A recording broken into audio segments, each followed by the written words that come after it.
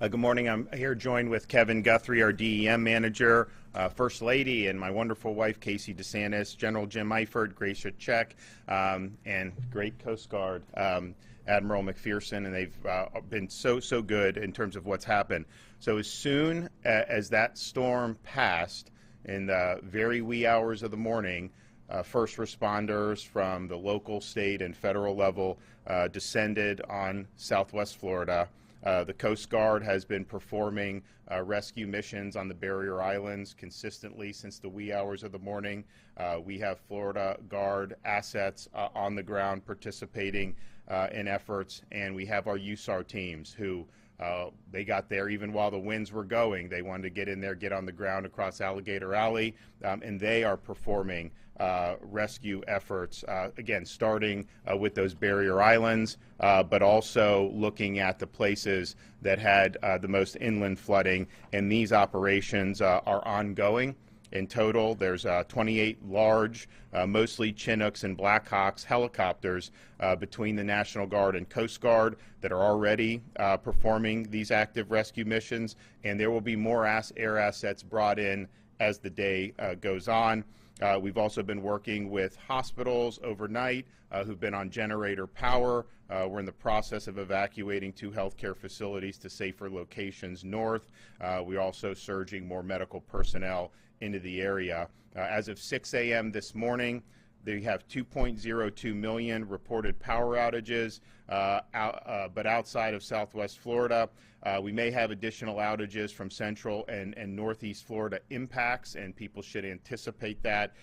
If you look, there's 1.5 million outages in 7 Southwest Florida counties. Lee and Charlotte are basically off the grid at this point. Sarasota has 250,000 without power. Hillsborough, 222,000. Pinellas, 150,000. Manatee, 129,000. The Charlotte and Lee reconnects are really going to likely have to be rebuilding of that infrastructure. And so there are linemen, there are crews that are on their way down right now, but that's going to be more than just connecting a power line back to a pole. The other counties likely are not going to require the extent of the structural rebuild, but of course that's going to be assessed as the day goes on. But we do have huge amounts of resources that are en route and are going to work to get people's power on as quickly as possible. We've also had interruptions in communications as a result of the storm, particularly in Southwest Florida.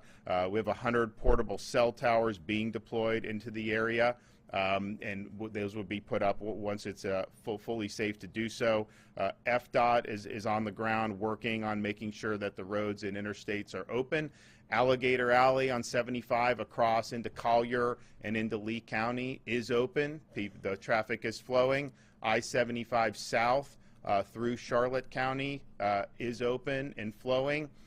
Portions of Lee County they're still looking at. As you know, some of those areas, Cape Coral, city of Fort Myers, they got really inundated and really devastated by this storm. So the hope is that all of 75 will be open, but most of it is open, and it gives us what we need to be able to continue to move supplies into the area. We have 100 engineers on site to do bridge inspections, and they work in teams of 2. As they assess the damage and they can ensure safety, then bridges can be safely reopened. Now, of course, we do have reports of structural damages to bridges, such as the bridge going on to Sanibel Island, and I anticipate there will likely be other bridges that have suffered damage. But once bridges are inspected and determined to be safe, they will be reopened as soon as possible. But we know Sanibel Causeway, and we also know Pine Island Bridge. Those two are not passable, and they are going to require structural rebuilds. Right now, if you look in Central Florida, you're looking at potential major flooding in Orange and Seminole counties, St. Johns River, all the way up potentially into Northeast Florida and Jacksonville.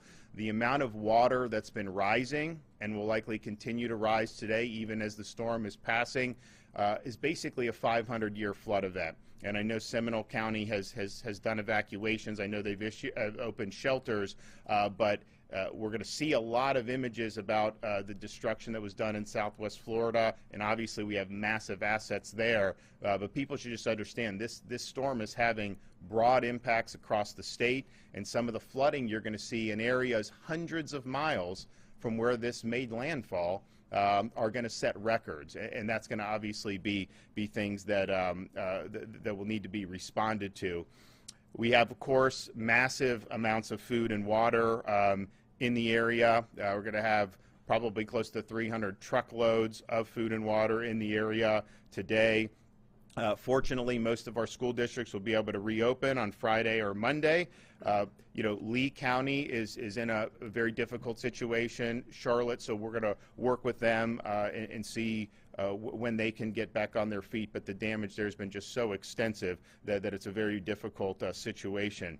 We have received a major disaster declaration for 9 counties, but we do expect more. I just spoke with the president this morning. He offered support. I told him thanks for this, but because the storm has moved inland and caused a lot of potential damage in the center part of our state, that we were going to be asking for those counties to be expanded and included there. But for now, we have approval for Charlotte, Collier, DeSoto, Hardy, Hillsborough, Lee, Manatee, Pinellas, and Sarasota.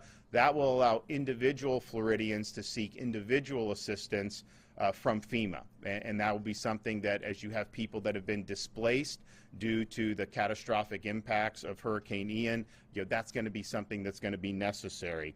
We have been granted 100% federal assistance, Category A and B, up front for 30 days to ensure we can quickly move forward into this response and recovery situation. FEMA has, as I mentioned, activated individual assistance for those in need of help who qualify.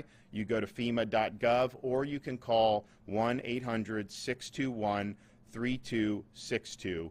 Make sure you take a picture of the water line in your home, because if you can show that, we're able to get assistance to you faster. As people have emerged this morning, particularly in the areas that were hard hit, just understand this is still a hazardous situation. Those folks that were in there in the wee hours of the morning were taking big risks as first responders navigating this. You have power lines that are down, you have trees that are down, you have a lot of hazards right now. We do anticipate a lot of the water will subside in some of the barrier islands and some of the coasts, but some of those inland places off rivers and off these inlets, you're likely to have standing water there throughout all of today and even in the days ahead. So that is a hazard, and just please be aware that is something that if you weathered the storm to this point, going and doing and getting involved in that is just totally not worth it, and we want to minimize any harm to anybody as a result of what we're seeing right now in the streets. We have had 26 states provide support. We really appreciate that. It's going to be put to use. This is, I don't think we've ever seen an effort mobilized for this many rescues this quickly, but we appreciate it, and we will make good use of it. We want people to be safe. Those who are in need of life support right now, help is on the way. What they were able to do is look to see where the areas that were the hardest hit, and they've been focusing assets there. So obviously the barrier islands, but then you also have places along these different inlets and different rivers where people said the water was rising. They were calling into the county or calling 911, and so they have a pretty good sense of where those calls were coming from, and they're focusing their rescue efforts on those areas that were most hard hit. And again, I just want to thank the urban search and rescue teams, the National Guard, the state resources, and the Coast Guard for not waiting around, but going in there and understanding that time is of the essence, and we got a lot of people we need to help. For those looking to help, people say, what can we do? Well, the First Lady is spearheading our efforts with Volunteer Florida to activate the Florida Disaster Fund, where people can donate. It's much better to donate financially rather than sending items. We've got a lot of items, and that resources, financial resources, can really help people get their unique needs met. we have everything we need in terms of supply, but if you go to floridadisasterfund.org or text disaster to 20222, you can provide some much appreciated assistance. And if you want to volunteer, you have official volunteer portal at www.volunteerflorida.org to find volunteer opportunities. The impacts of this storm are historic, and the damage that was done has been historic, and this is just off initial assessments. There's going to be a lot more assessing that goes on in the days ahead, but I think we've never seen a flood event like this. We've never seen storm surge of this magnitude, and it hit an area where there's a lot of people in a lot of those low-lying areas, and it's going to end up doing extensive damage to a lot of people's homes. So there's going to be a lot of work to do. Today is about identifying the people that need help, who may still be in harm's way, but also beginning the process of rebuilding some of the things that we need to have services restored, to have fuel, and to have the things that people need in terms of communications. I want to thank Kevin Guthrie for having these assets ready to go. We're going to use every bit of them, and we're going to be there until all the tasks are completed. So, Kevin, you want to come up and give an update? Thank you, Governor. Thank you, First Lady, for your leadership across the state. Going into a little more detail this morning, obviously, as Tropical Storm Ian continues to move across Central Florida this morning, we have damaging winds and extreme rainfall expected throughout the Northeast Florida and Central Florida area. I want to emphasize that the storm still poses a major threat to the state, including Central Florida right now and Northeast Florida. Orange County Fire Rescue is actively conducting 9 wide area search responses on the water for rising water in the Central Florida area. That is happening right now as we speak. At this time, the division has received more than 1,500 resource requests from our local impacted partners, and we have filled or are in the process of filling 1,300.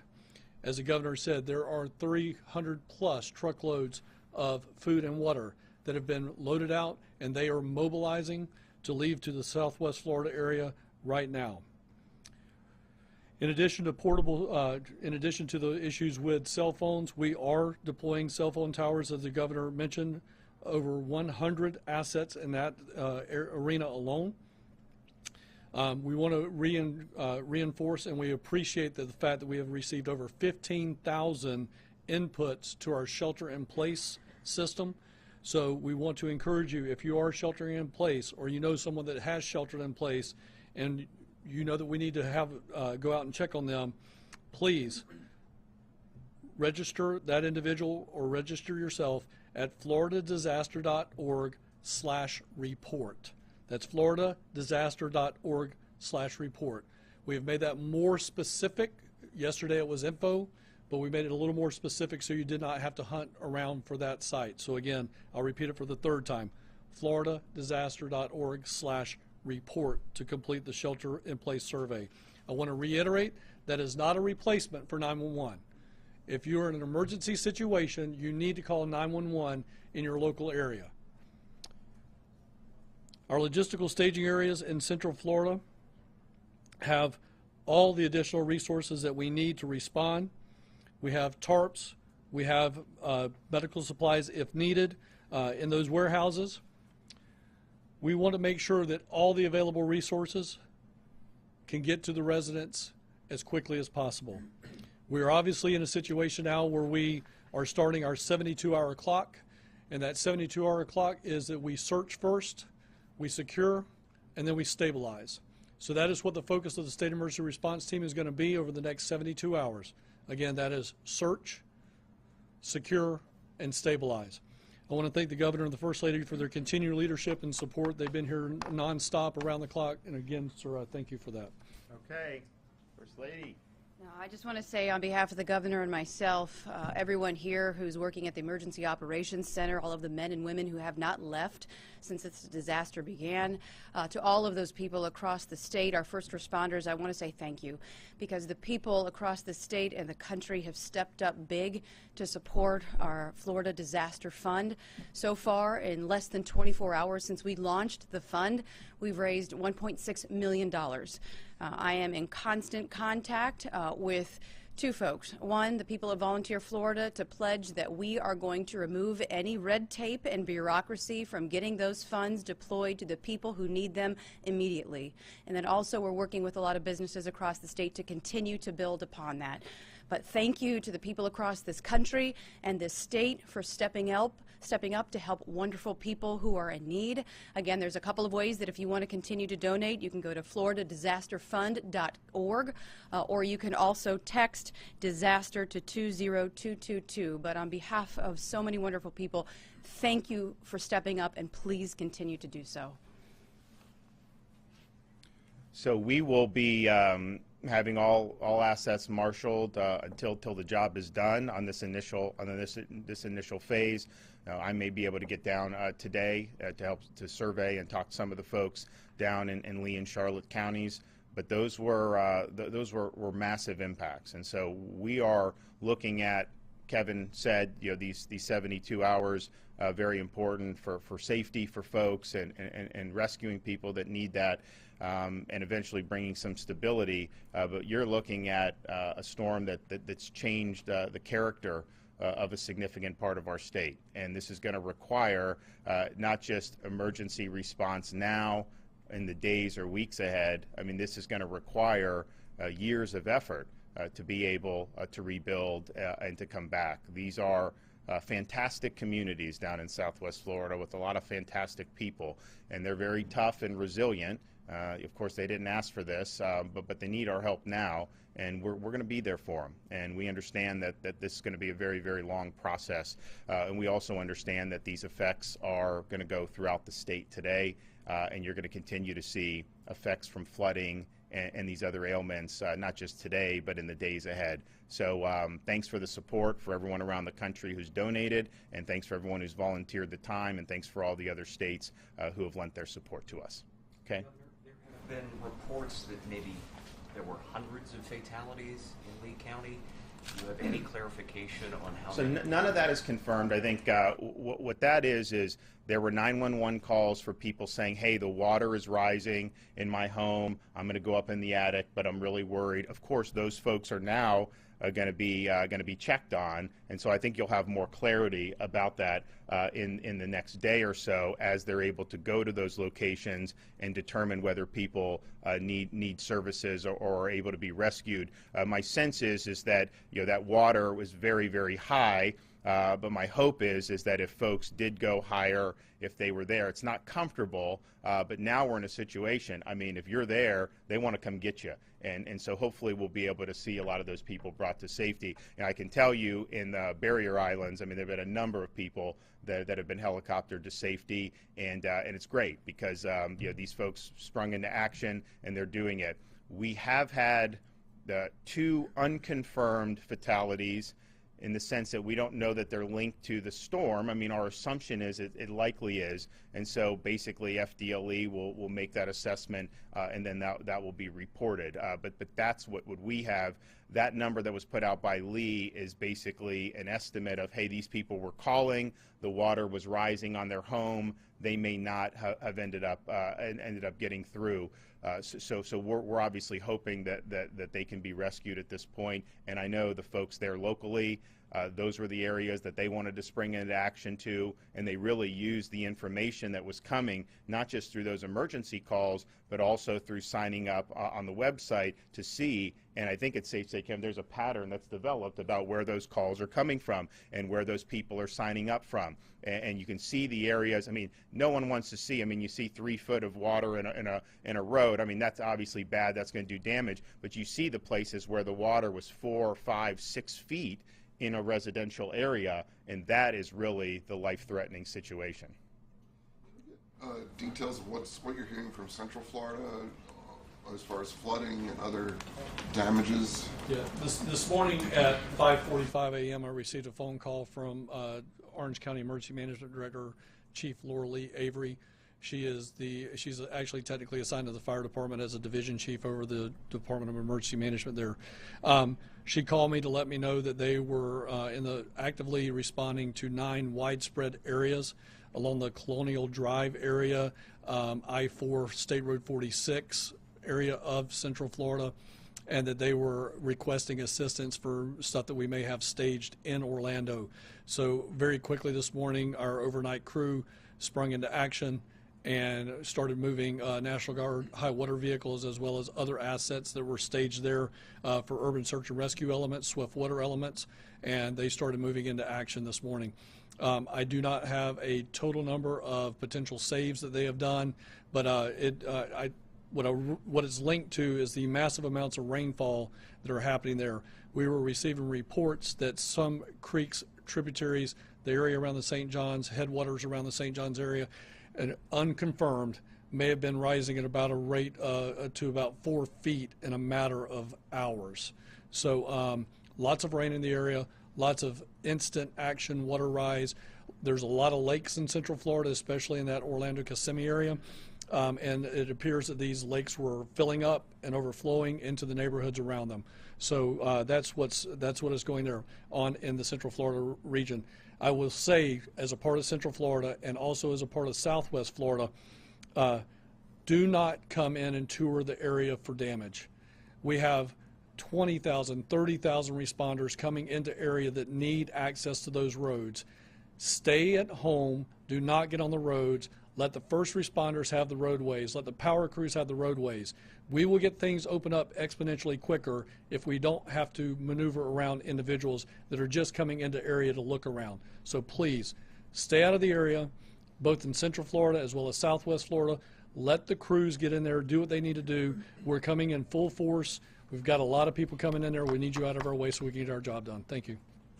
But also just note, I mean, as this exits the state, it's going to go into the Atlantic Ocean, and it's going to impact other states in our country. And so you're looking at Georgia, South Carolina, North Carolina, they may be having impacts. This is just a lot of water, and you're going to have flooding in those other states as well. Of course, they're not going to have to deal with the catastrophic impact that Florida suffered on the southwest coast. But this thing is not done creating damage. I mean, this thing's going to continue to move.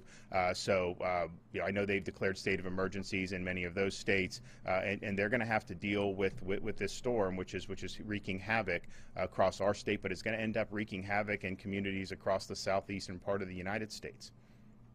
Yes. Governor, you made a comment about a pattern for the 911 calls and the surveys. Is there an area that you're looking at that you can share? So I would say, and then Kevin can come in and I would say obviously the places that got the catastrophic storm surge. So you'd be looking at the barrier islands in Lee, Charlotte counties, some of the coast, even in Collier County. And then you're looking at, as you go inland, in kind of that Fort Myers, Charlotte County juncture, where you've got the Caloosahatchee, you've got these inlets, you've got the harbor.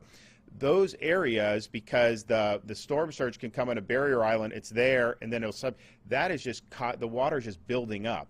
And so you see that they were absolutely consistent, and you have massive inundation that are off those areas. And so I think it was a pretty consistent pattern, and I think if you look at what's going on, it's going to be those communities in Lee and Charlotte counties that are close to those bodies of water that probably suffered the most severe flooding. And there's people that had, the Coast Guard has had people that were in their attic and got saved off their rooftops in those areas because of the flooding. So that I think is pretty clear that was really that. But you also have, normally we would say, having 3 or 4 foot of flooding in some residential area was like a big deal. You see that in like Northport, I think I would say, in southern parts of Sarasota, but that's just a different degree than what we've seen in Lee and Charlotte counties.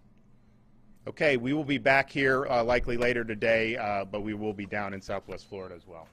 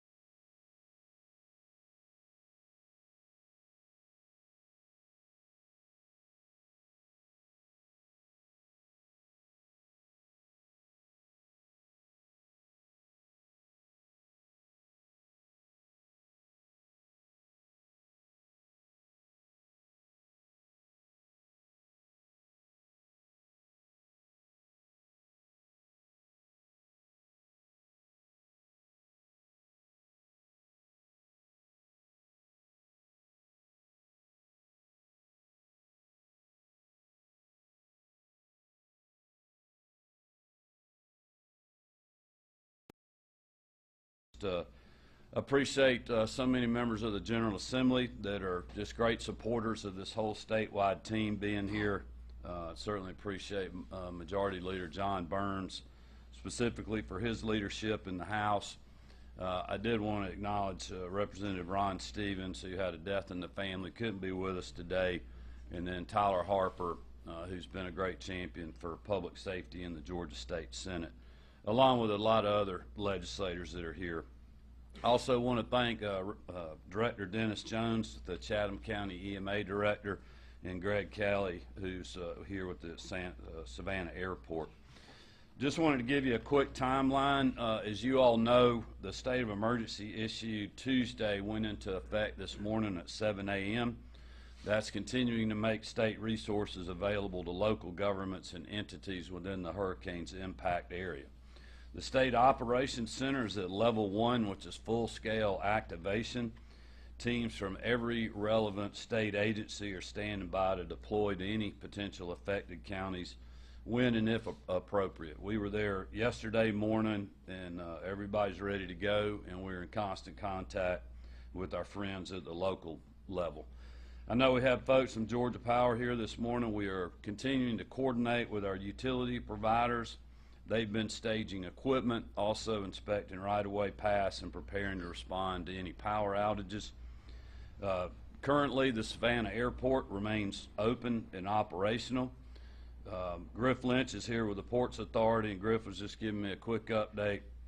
The port terminal has been cleared of any waiting vessels last night, and operations are currently scheduled to continue to 6 p.m. So there's normal activities on the port with containers that are going out, but all the vessels have been moved to safe locations.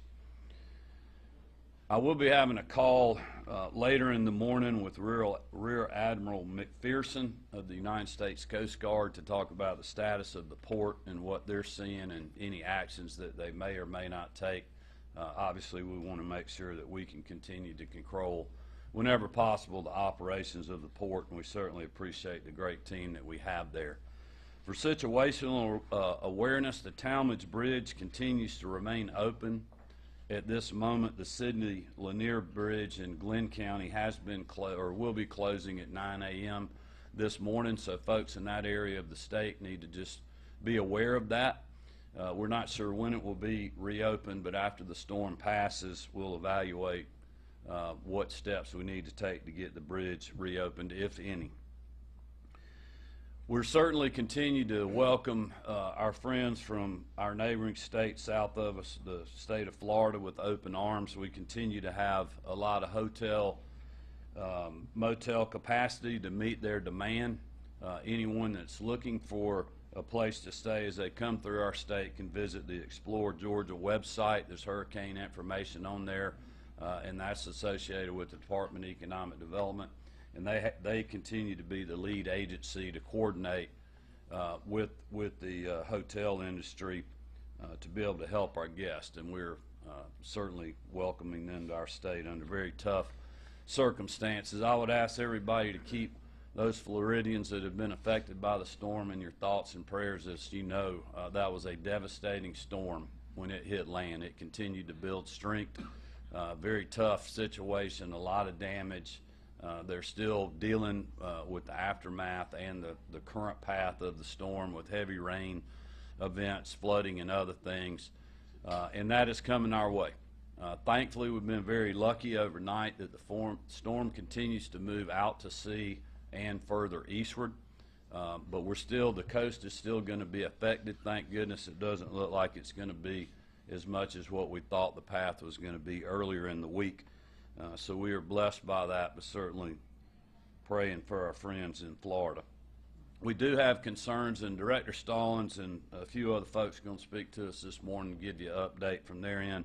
But we still are concerned about potential flooding and heavy winds that will be pushing through our parts of our state. And we just want to remind everybody to be weather aware of that and to take precautions now to keep you and your family safe. And with that, I'm going to turn it over to Director Stallings, and we'll hear from another person or two, and then we'll open it up for questions. Chris? Thank you, Governor. First and foremost, we just want to remember to keep those in Florida in our thoughts. As the Governor said, they dealt with a tremendous storm last night. Hurricane Ian made landfall as a Category 4 along the west coast of Florida. Overnight, it has downgraded to a tropical storm as it has moved across the peninsula of Florida. It's expected to move back out into the Atlantic, where it will gather but most likely not regain any additional strength. It's expected to move on a continued east-northeast pattern more toward Beaufort and Charleston, but that does not remove us from the impacts of the storm. The eye of the storm will most likely miss Georgia, but we will get some storm surge along the coast. The bigger concern we've got is your rain and wind. So for Georgia now, this is going to become a more heavy rain and wind event for southeast Georgia. If you're in a low-lying area that is prone to flooding, you should probably start taking precautions over those areas. I don't think we're going to be looking at any mass flooding outside of areas that traditionally flood, but if you're in an area that would traditionally flood with a lot of rain, you should be preparing yourself for that. The other concern that we've got at this time is the coastal push. So there's going to be some high tide and coastal flooding combined together. So with that, we could see some beach erosion and things of that nature. So we will continue to monitor that. As the Governor mentioned, Georgia Department of Transportation has been on top of things. We don't have any road closures other than the bridge, as previously mentioned, and we're going to continue to monitor all of those. Other than that, the biggest thing I would tell you is stay in contact with your local news sources. Trust them. The team that you have here is a good team.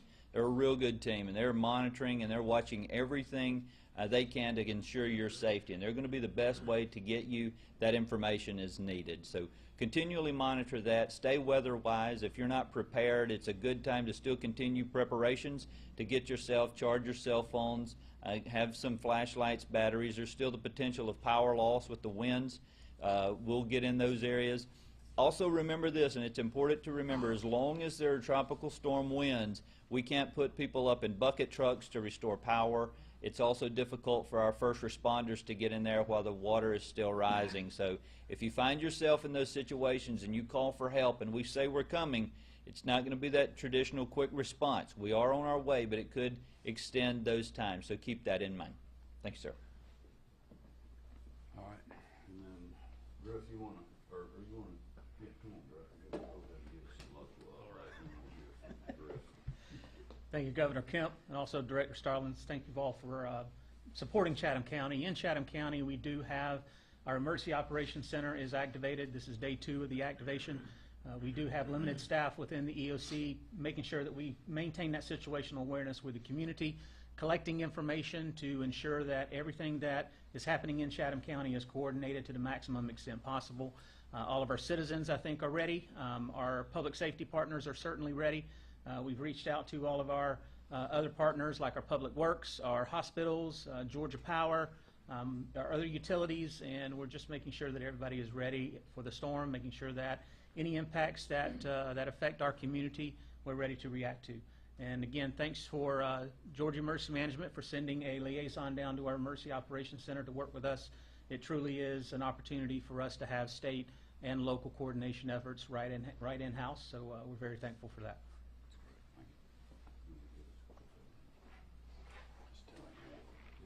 Hi, Griff Lynch, Executive Director for the Georgia Ports, and as the Governor has mentioned, the Georgia Ports terminal operations, our truck gates, rail operations are ongoing, and we expect to run them through 6 p.m. tonight. All vessels were cleared of the berths yesterday at about 6 p.m., and that applies to both Brunswick and Savannah. And at this point in time, we'll make a call as far as our operations for tomorrow at about 12 o'clock today after working closely with the Coast Guard. This is the update for the Georgia Ports.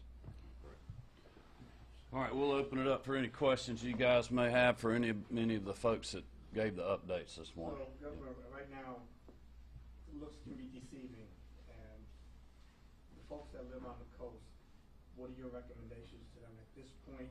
I know it's moving out into the Atlantic, etc., but what would you recommend, or or your staff? Well, I think the fortunate thing for us is Georgians have been aware of this storm for many days now, and we have communicated directly and been transparent on what we're seeing. This has been as we were talking to Will Langston yesterday morning, the state meteorologist, this has been a storm that's been very hard to predict.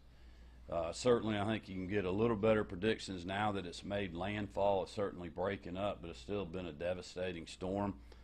Thankfully, it looks to be moving further east than what we thought, but that's what we are, literally going to continue to watch 24/7. If something changes that's different from anything that you heard this morning, we will communicate that directly and very quickly. We're giving you the latest information that we're getting. But this is a tropical storm. It's a big weather event. As you can see on the TV screens, it's been devastating in Florida, and we should not take anything for granted here. This team is certainly not. And I would urge Georgia citizens to be over-prepared, and hopefully this storm under-delivers. Governor, can anyone talk about the decision to reverse the decision to close the Talmadge Bridge? I know you touched on that, but is there anyone who has more of an explanation as to why that is? Well, the Talmadge Bridge is still open. It's Sydney, Lanier, and Brunswick that's been closed because obviously the storm is coming through there right now. The further the storm goes, we don't feel like it's going to pick up any energy, so hopefully it'll continue to play out. We certainly don't want to close the Talmadge Bridge if it's not necessary, but if it is necessary, we will, and that's something that Georgia DOT and Director Stallings and GEMA will continue to be making those are the kind of things that we're literally monitoring 24/7. People who are on Tybee Island, are concerned with a lot of the flooding, right? When is there a proper notice, or if there will be a notice of maybe potentially evacuating that area before things could potentially maybe get worse? Well, we have not had any reason to order any kind of evacuation. We've been very transparent with people about what they're going to be facing. The local elected officials that are standing behind me were telling us this morning about what the tides are going to be down here, when they're going to hit. The citizens know that. We're continuing to communicate those type of things. If people are worried about that, they should move to higher ground or perhaps move inland and let the storm pass and then reassess when to go back. But we also know that some people are not willing to do that, and if they are not, they just need to be prepared for what's coming and be prepared for a potentially slow response, as Director Stallings said, if there's still tropical storm type winds that are dangerous for first responders or rising waters that are dangerous for first responders, and we'll respond as quick as we can. But that's why we're just communicating. That's why I came this morning, is to let people know, you should not underestimate this storm. You should take this seriously to protect your family and try to protect whatever belongings that you can. You still have time to be able to do that as we speak, but I would not delay in making those decisions. Governor, you mentioned folks evacuating up from Florida, and I wondered if you had any sense of numbers or scale there. Are you seeing hotel occupancy going up, people in state parks, that kind of thing? Well, we have, obviously, our state parks are open, ready to receive our guests from the state of Florida. We've seen very minimal increased volume on our interstates. Maybe 100 cars an hour or so. Our hotel occupancy rates, the Department of Economic Development continues to monitor that. We're not seeing any issues around the state, so we still have a lot of availability for folks, and would encourage them, if they need a place to come, that we are open, we can take care of them, and we'd be honored to have them.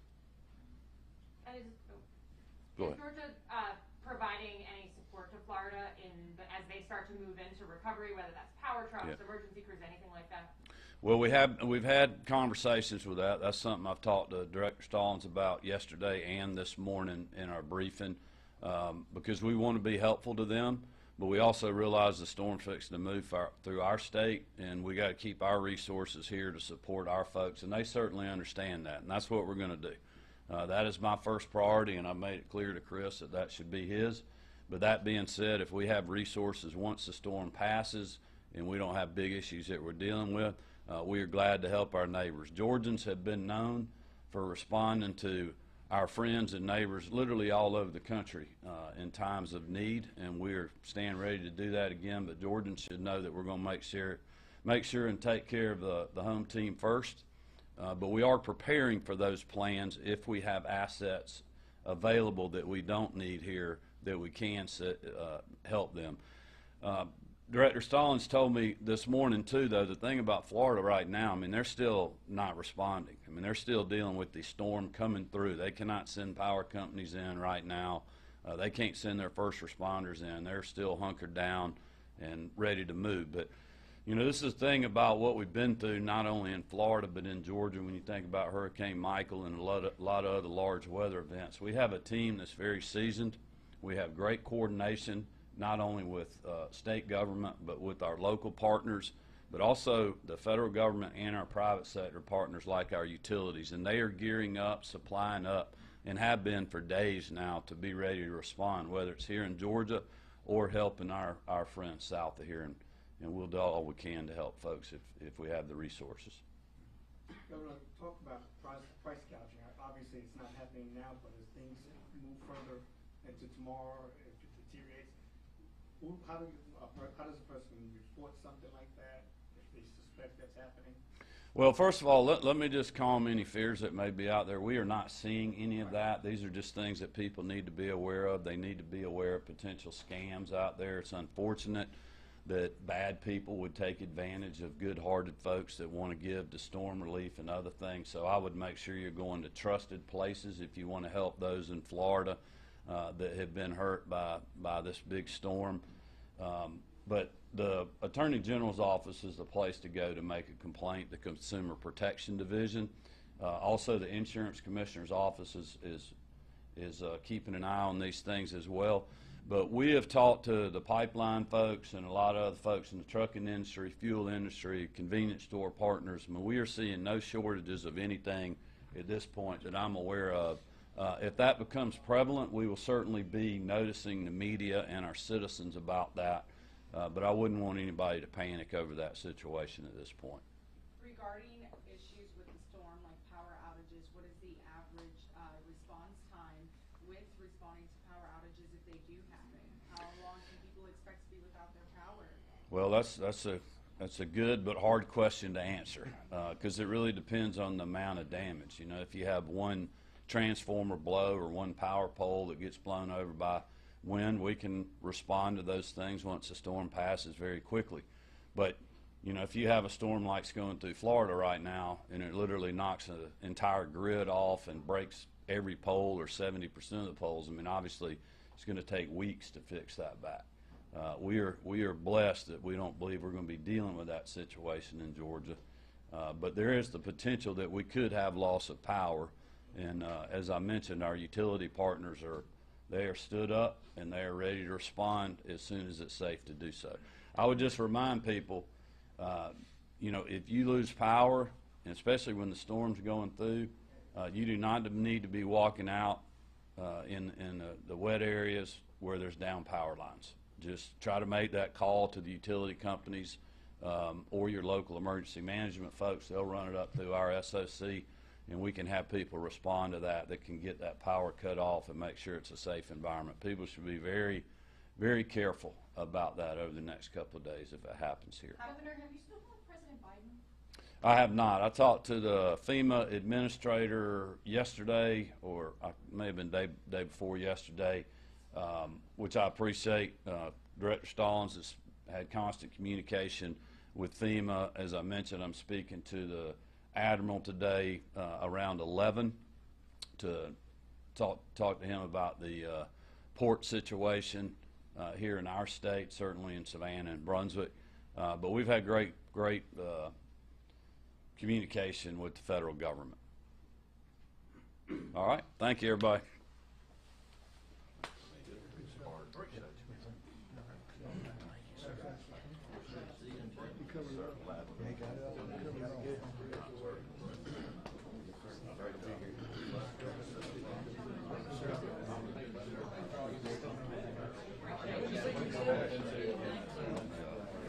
Yeah, good job.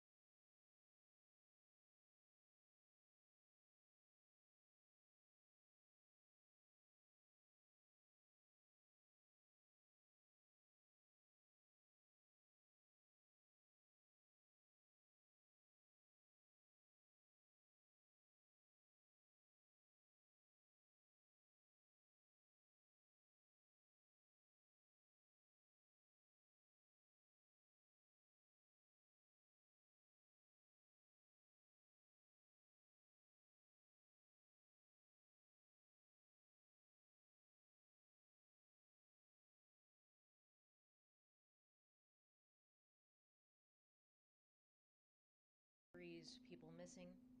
We have no confirmation of any of that right now. We're still assessing. It's going to be some time before we know the full scope, obviously, of the level of casualties and fatalities. But that is an ongoing process. As emergency crews get out there and assess the situation, we'll have a better idea in the coming days.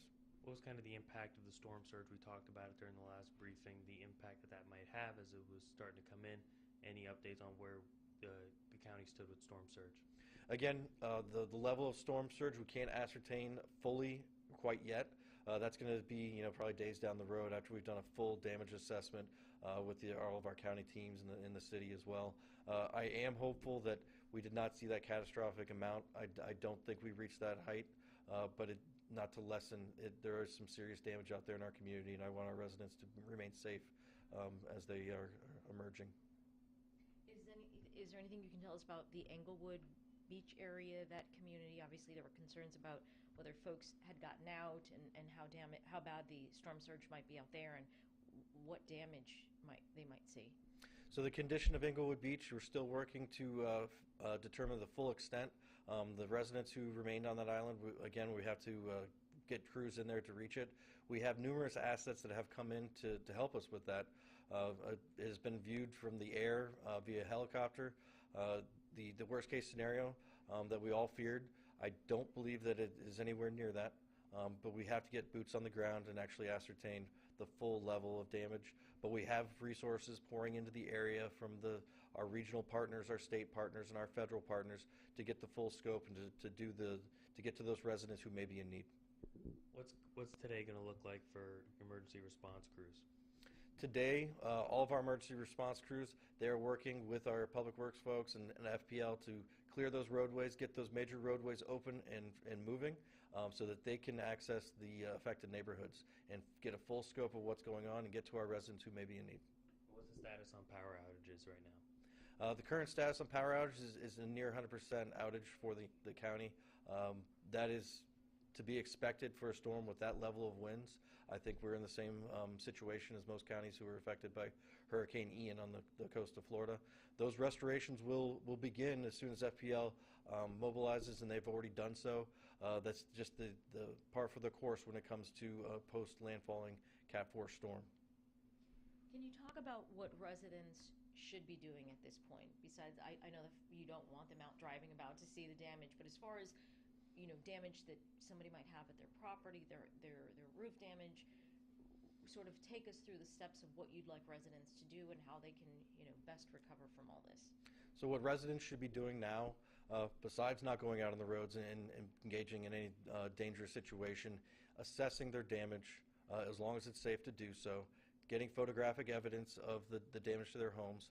Obviously, a lot of people are going to have maybe have to rebuild, do some considerable repairs to their homes, getting the full scope of that, trying to shore up any water intrusion into their homes, and just ensuring that they and their families remain safe until the roadways are open and resources pour into our area. As far as any aid that they might be able to tap into, as far as FEMA, where do they find those resources? And secondly, for somebody who might be low, maybe didn't prepare as they should have, with supplies and stuff like that, are there any locations that might be opening to help folks with meals, whatever, supplies in essence? So as far as the resources available to our residents, it's too early for FEMA assistance. There's still a process in place that has to happen before we could receive a declaration. But as far as immediate needs of our residents, we have planned for and are ready to go ahead and start mobilizing feeding missions, points of distribution, other human resource mass care initiatives. Those will be available in the very near term.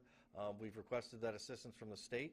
As long as we can get into affected areas and there's viable areas to operate, we have plans to go ahead and open that and make it available to impacted areas who are unable to have businesses reopen or individuals who just didn't have supplies on hand. I had heard that forgive me, I don't know what the name of the island is, but south of Englewood Beach, that there were some folks who had stayed out on that island. I think there were maybe about 20 plus people. Are you aware of that? Anything you can tell us about any folks who may have stayed on the barrier islands and may have been calling in for help to 911 or to your information line? So the status of the individuals who remained on those barrier islands still unknown at this time. As I mentioned, we've done overflights. The integrity of the homes is far better than we anticipated, but we have rescue crews and federal and state assets whose main priority is to ensure that they gain access to those islands, as well as the rest of the county that may be impacted, to determine the full status of all of our residents. Sorry, any? I think we're all set. No, I actually a couple more. I know you said right now no word on any fatalities, but do you have reports of people that are missing that you're attempting to find, or are we not? Do we have any reports of people that are missing? No missing person reports that have been reported to my office. What we do have is a lot of concerned family members from outside the area that they want to determine, the well-being of their family, and that's understandable. Anytime there's a large-scale disaster where cell phones may be out of service due to power being out or things like that, people from outside the area are very concerned about their families, understandably. We're seeing a lot of that. A lot of individuals who live out of Charlotte County who just want to know the status of their family members. Are there any agencies, state or federal, who will be helping in this recovery process, either doing these, I guess they call them wellness checks on folks who, family members who may have called in saying, I'm concerned about my parent, loved one. Can you talk about any of the other resources or team members that might be coming in to support your staff? We have numerous agencies and organizations that we're working with. We hope to have some options available by partnering with our state volunteer Florida organizations and other nonprofits that have resources to bring to bear to Charlotte County to assist with survivor contact and other issues that family members may have. When you talked about, it appears that the worst case scenario didn't happen. Why do you feel that was? Did we essentially get lucky and we were on the right part of the storm? Obviously, some folks were in the eye. So can you talk about that? Why do you feel that we were a bit fortunate in this, or it could have been worse? Why we were fortunate, again, cautiously optimistic as to our outcome. I think, it remains to be seen. The National Weather Service, the National Hurricane Center will do a close examination of the factors of what effects were felt in what county and what area of the state. I believe maybe a slight track shift, that's really all it takes with any given storm, that a very slight track shift could affect what impacts any given area experiences. As I mentioned before landfall, absolutely no two tropical storms, hurricanes are exactly the same, and the impacts felt just short distances can be dramatically different. Right now, again, we're cautiously optimistic, but it remains to be seen. We still have a number of areas to check. Okay, well, Thank you.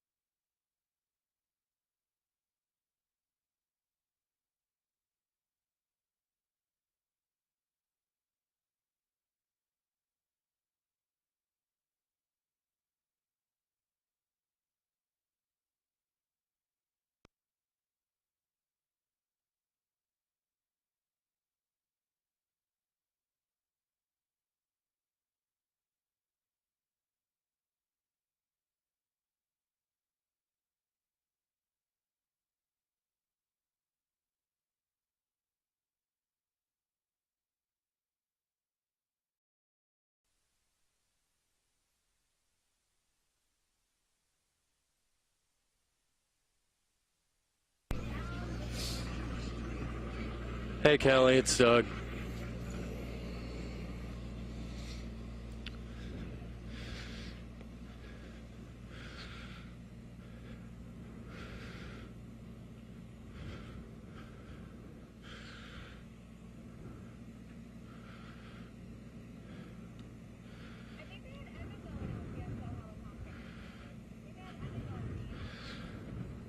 All right,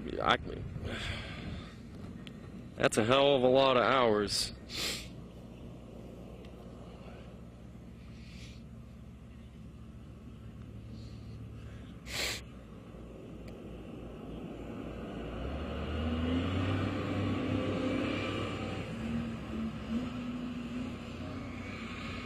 Where are they wanting to do this field anchoring?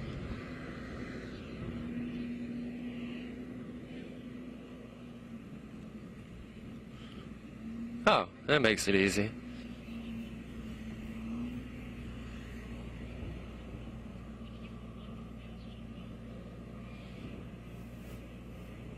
Everyone is, yeah.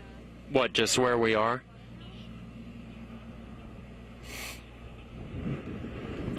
We have sent...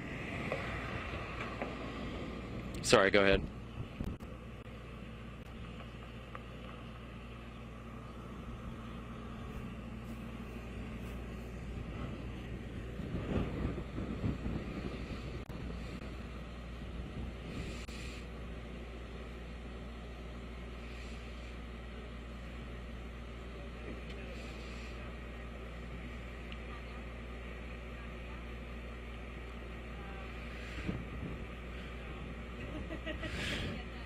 Yeah, the shot that we've been doing with Kyla here it looks good, but I think maybe by 3 o'clock they would be done with all the bulldozers and whatnot.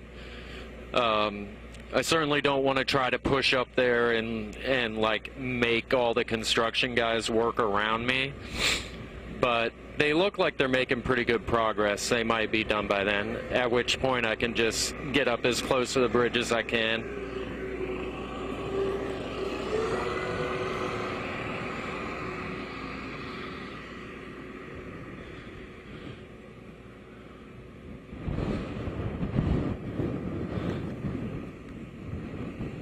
No, we're on microwave.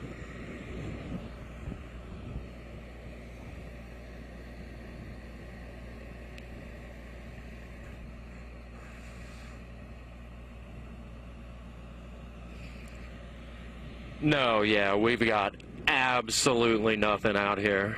We had a little bit when we were still up around like Winkler and Cypress, but out this far it's just nothing.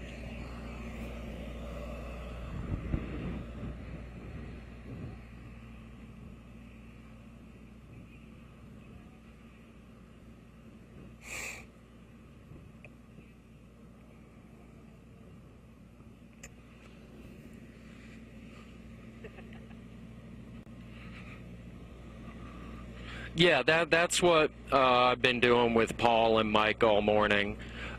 Speaking of which, we have a bunch of stuff to feed from Gage, if you can pass that along. Or are you in the feed room?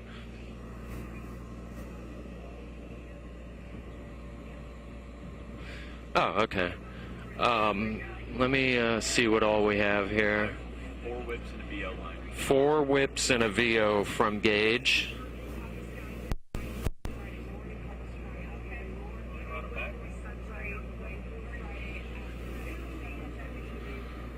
All right, yeah, pass me out to Mike.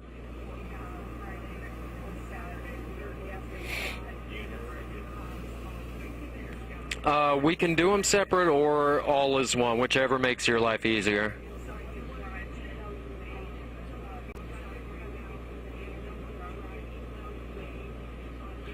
Okay, so it will be 4 whips followed by a VO. We're talking 120, 120, 240. Each of the whips is like package length, and the VO's 44 seconds. Same old deal. Once I punch him up, you'll have that, and then I'll pop back over to where I can talk to you once we're done.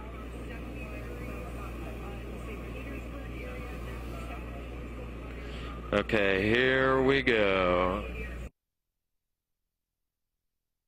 This bridge would typically take us to some of the most pristine beaches in all of Florida and some of our favorites here in Southwest Florida. But now the Sanibel Causeway partially sits collapsed, submerged in the Gulf of Mexico after suffering some of the strongest winds from Hurricane Ian, which definitely proved to be too much of a battle for this bridge. A 50 to 60 foot chunk section of the A span, the first span as you're going onto the island, collapsed sometime during the storm, leaving behind this, a catastrophic mess with a complicated mess of problems as well, because this is the only way on and off the islands of Sanibel and Captiva.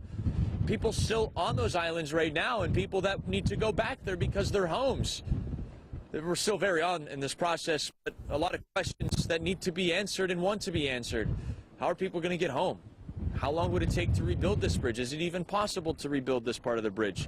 A lot of questions, and unfortunately right now, not a lot of answers, but there is one thing that should be known. Hurricane Ian will certainly be one that is remembered by anybody that calls Southwest Florida home. And this very well may be one of the images that pops in mind for years to come. Back to you.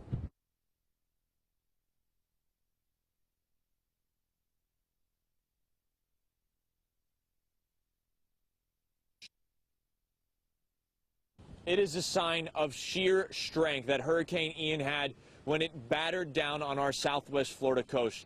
An entire 50 to 60 foot section of the Sanibel Causeway Bridge collapsed under the strength of Ian as it bared down on the place that we call home. This bridge mangled, effortlessly tossed into the Gulf of Mexico. Large pieces of asphalt still intact, while the rest of the bridge, the integrity of that remains unknown. On the other side of this first section, the A span as it's known, also compromised. Engineers out here today using our camera lens to take a look because they simply just can't get over there. The only way over there is by the sky, which we've seen helicopters and planes flying around today surveying this damage and the damage on the islands of Sanibel and Captiva.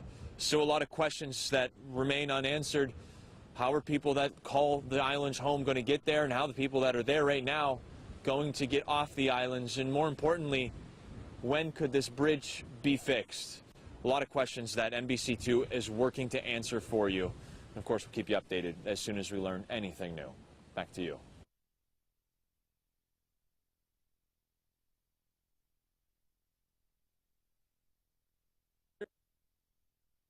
The saying pictures don't do it justice really don't do this story justice. The Sanibel Causeway Bridge partially collapsing into the Gulf of Mexico during Hurricane Ian, and this is just a small portion of the bridge that crumbled away during this catastrophic storm surge.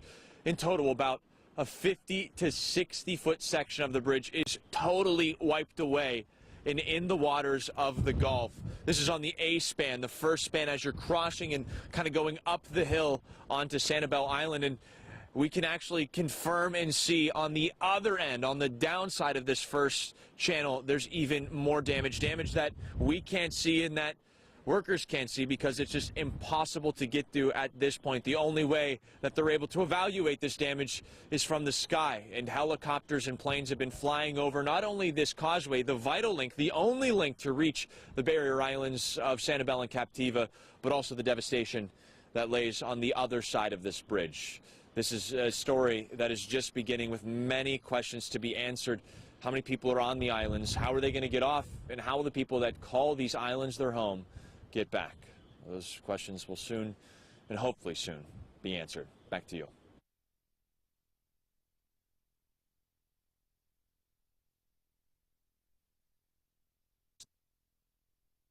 In the years to come, when people think of Hurricane Ian, the hurricane that left nearly all of Southwest Florida battered and bruised, this is what will likely come to mind. The Sanibel Causeway Bridge, a 50 to 60 foot section that fell into the Gulf of Mexico. This is on the A span. The first span as you're crossing over into Sanibel Island and Captiva Islands has fallen into the Gulf of Mexico. And this is just some of the damage that this area took. As we look over here, you can see even more of the bridge has washed out from this catastrophic storm surge, the only way to describe it, and down towards the toll booth on both sides of the road.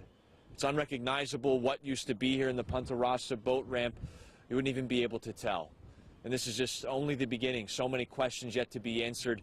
How many people are stuck on the island? How are they going to get off the island? And how are people going to get back to their homes? A lot of questions, but one thing is for certain.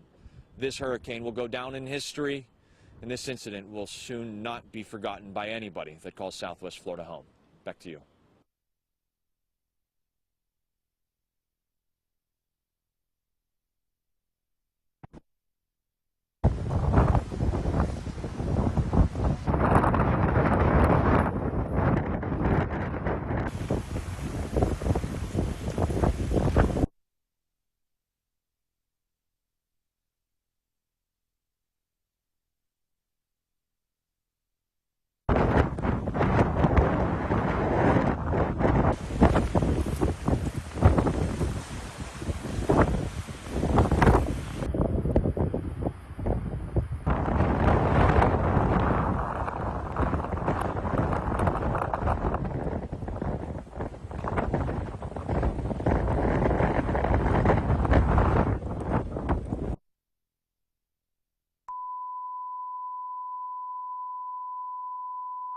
Thank you. Yep. All right, Mike, that should be everything from Gage. Your SD card? All right.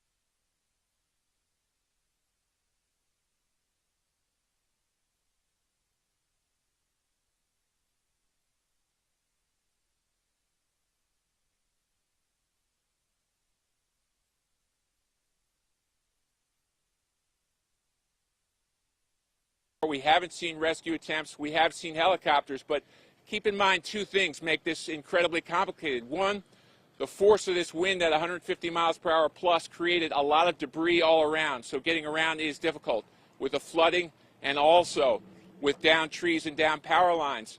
So that's been tough. And also communication is a real problem as well. Cell phone towers are down. Phones are down. We're actually using a Starlink to get this shot up. It took about 4 engineers to make this happen. So we're really, at this point, I haven't used sat phones since Iraq. So that's the kind of communication we're dealing with right now. People in crushed houses, no sign of movement, no sign of aid in the place where I am, and people just stunned, sort of walking around looking at what they've gone through over the past 24 hours. Back to you.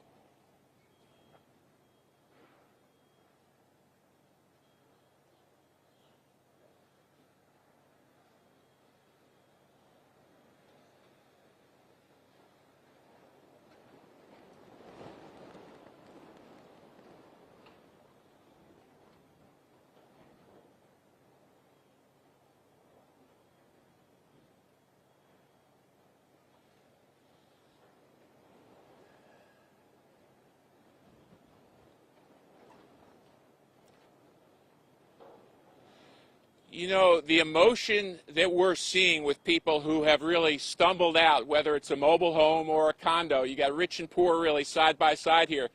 And you mentioned that marina. Those boats are a stunning picture as well, just crushed, one on top of the other. But I think the overwhelming emotion here of those who rode it out and who are still here is they're staggered, but they're grateful to be alive. This man here who's smoking a cigarette and drinking a Busch Light said, I rented a room in the condo. I made it. I've lost everything, but at least I'm not dead. I haven't been killed. So I think there's a semblance of gratitude. And what we have now is really the next few hours are going to be critical. If people are trapped, if people are in here, we've got to see some motion, some aid. All we've seen so far are flyovers, and there's the first sign of some first responders down the road there coming in probably to do a door-to-door check on see if anyone is, and we're seeing some medical aid as well. So roads are opening up, and we're seeing the initial arrival of first responders in a mobile home park that has been completely devastated here right next to Gasparilla Marina.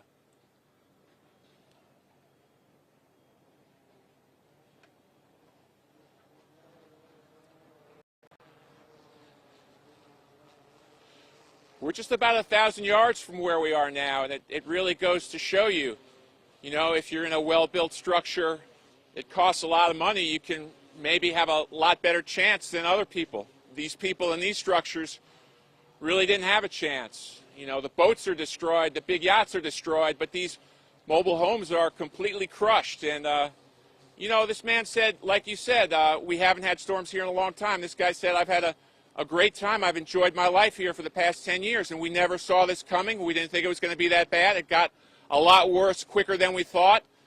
And now people are trying to comfort each other. And I know that aid from 36-plus states is on the way. But in these initial hours, it is really just Floridian comforting Floridian and asking, do you have basic needs? Do you need a jump start? Is your tire flat? Do you have water? That's where we're at right here.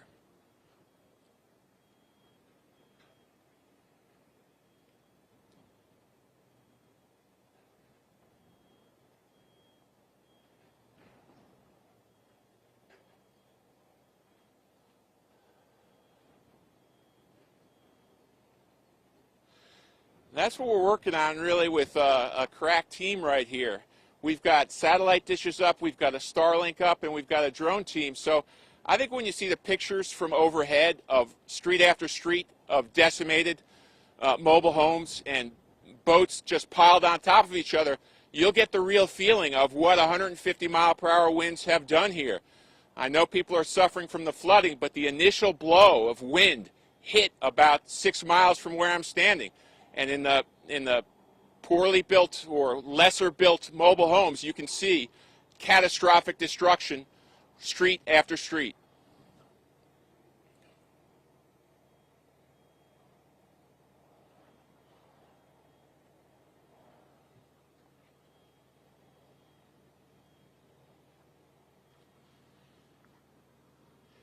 Hey, thank you. All right. Thanks for getting it up, man. All right, so that works. Yeah. Great. All right, so I'm Team gonna. effort. I couldn't even get the sat phone to work. I know it's barely working. I can barely talk to David. I'm gonna call the desk then and tell them.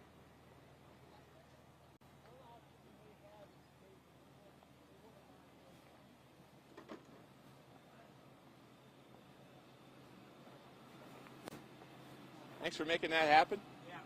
Oh, you're welcome. Didn't we do some shitty storm once? You were fucking hunkered down with a big camera? You were fucking pissed, right? Thanks for making that happen. They're asking me if we have drone footage. See, we've got our crack team working on it. Yeah. On the air, they asked. Did you hear that? No. We can't go live. I said, you know, Lance slept in. That's what.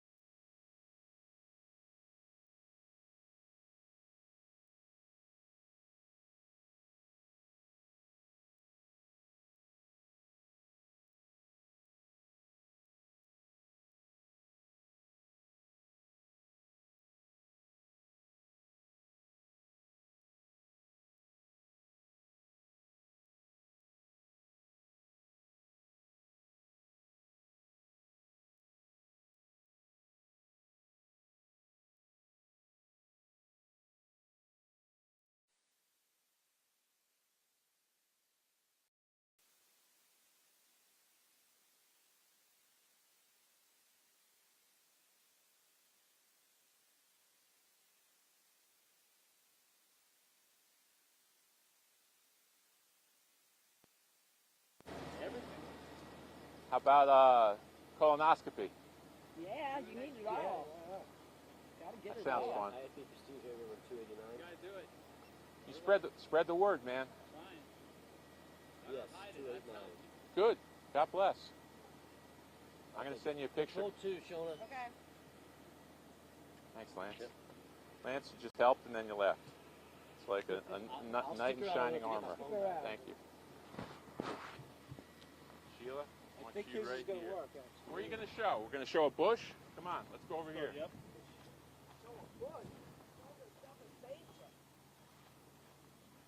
Hey, Harrigan, I got you. All right. Yeah. I'm getting ready to go on Fox News. Oh, I'm sorry. I got you. Harrigan, here's you. 1, 2, 3, 4, 5. Tell Lukowitz to stop calling this number.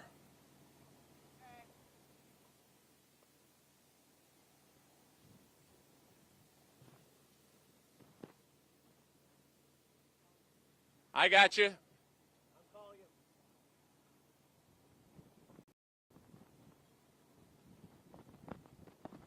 Yeah, I got someone here next to me whose house is destroyed.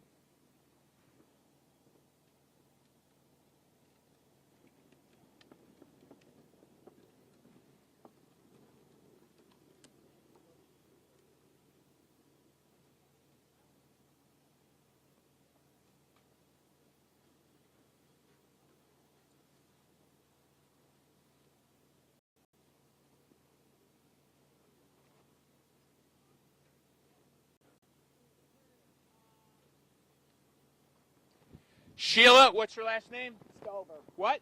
Stover. Stover. Yeah. S-T-O-V-E-R. Yeah. Thank you. Start on me. Then I'm going to go like this. We'll talk. I'll ask you 2 or 3 questions, and then I'll come back on. Okay. And then stay on her or break away. Then, yeah, show some. Stay on her for a little bit, and then break away. Okay. I'm only going to do like three questions with her. Okay. I'll break her away in the middle of the second question. All right. Second answer, I should say.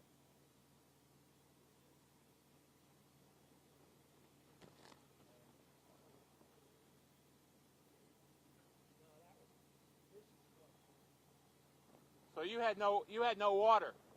No.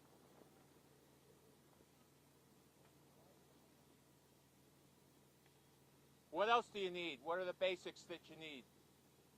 A place to live. Huh? A place to live. Yeah. Electricity, phone working. Yeah.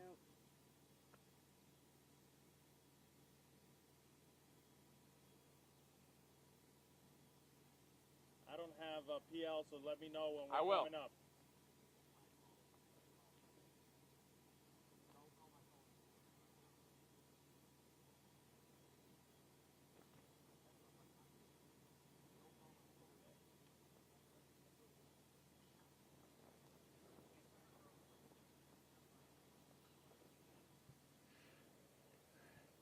Stover, S-T-O-V-E-R. Thank you.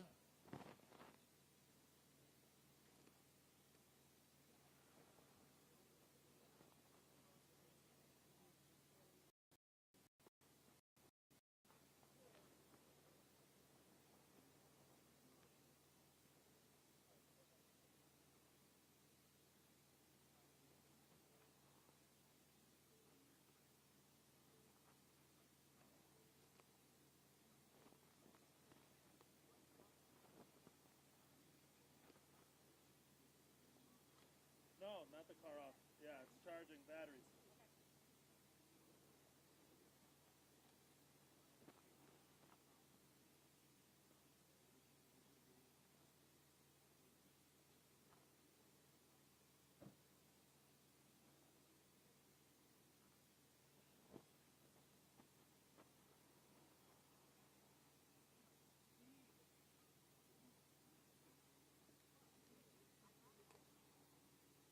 Yeah. sad thing is, nobody here has rent. I mean, has insurance. Because you can't afford it. Most people Make here sure you don't. say that. Most people here Say don't what? have insurance. No, her. That most people here don't have insurance to cover this. Yeah. Yeah.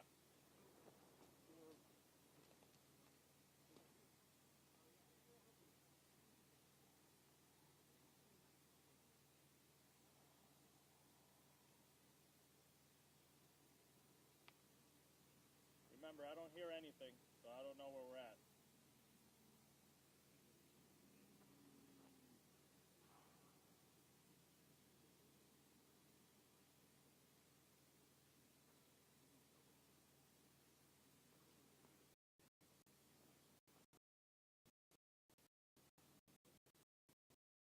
The tornado, I think it did 22 trailers it took out. Well, at least it took out at least 10 that got completely removed. The tornado.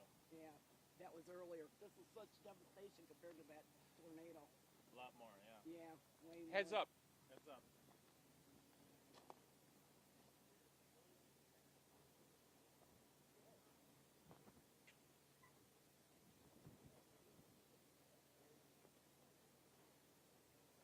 That's right, Harris. What we're seeing here is really the damage from the wind. The first blow from this storm, 150-mile-per-hour winds. And all around me, street after street in this mobile home park, we are seeing complete destruction. We're seeing people really stagger out from that storm and asking them how they're doing and how they're feeling. Sheila Stover, your house is gone. Your neighbor's house is gone. Your street's gone. How are you doing? I'm devastated. I'm just in shock. I'm in awe over such destruction. It just is horrible here. Is there anybody underneath all this wreckage? I don't believe so. Most people left yesterday and last night. What do you have? I just took clothes and some food products and bottled water to my friend's house, and me and my sister, we spent the night there and came back to see what we could salvage. Has anyone reached out to you? Have you gotten any help yet? I know help is on the way. Yeah, no, we haven't, but we haven't been here about an hour or so. So we're just friends of ours here that still have a little bit of their home has invited us to stay with them. They have a generator and said that he could help us out for a place to stay for right now. What do you want to tell Americans about what you've been through? Oh, you can't prepare enough for this. You just cannot prepare enough for a hurricane. Right. Harris, street after street here really destroyed. We've seen the first signs of aid coming in. We've seen some rescue vehicles and some first responders. The people we've talked to so far, what they're asking for is really food and water, just the basics at this point. We've seen some helicopters fly over as well. So this area really got the brunt of it, about 9 miles from that eye of the storm, and complete destruction of mobile homes, people just walking out and seeing who is who, who's okay, and what do you need, really helping each other at this point while help is on the way. Harris, back to you.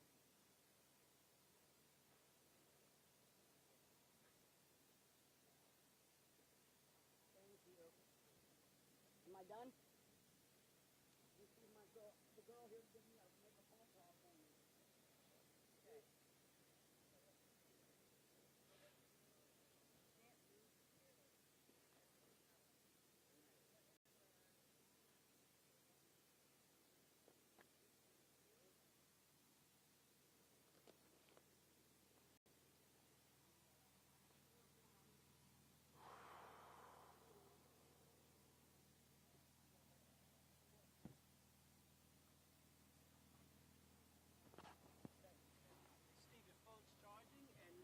Wi-Fi close. You should nice. Call now. Thanks.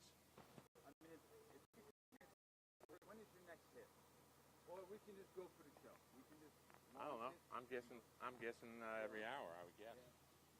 What time is it now? 11:05. I don't know.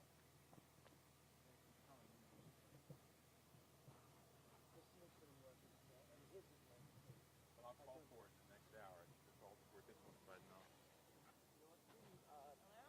You want after, like right before, just let this charge a little and then pull them up. Hey Joe, this is Sheila. I'm using a news camera's phone because the phones don't work in the park. Joe, it's terrible.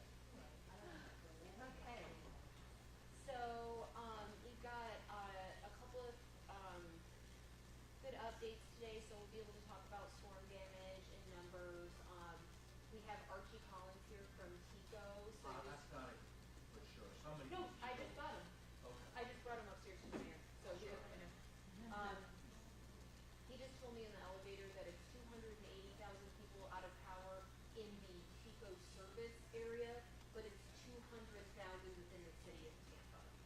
So they're working on it. But I guess that's like right on with their projections.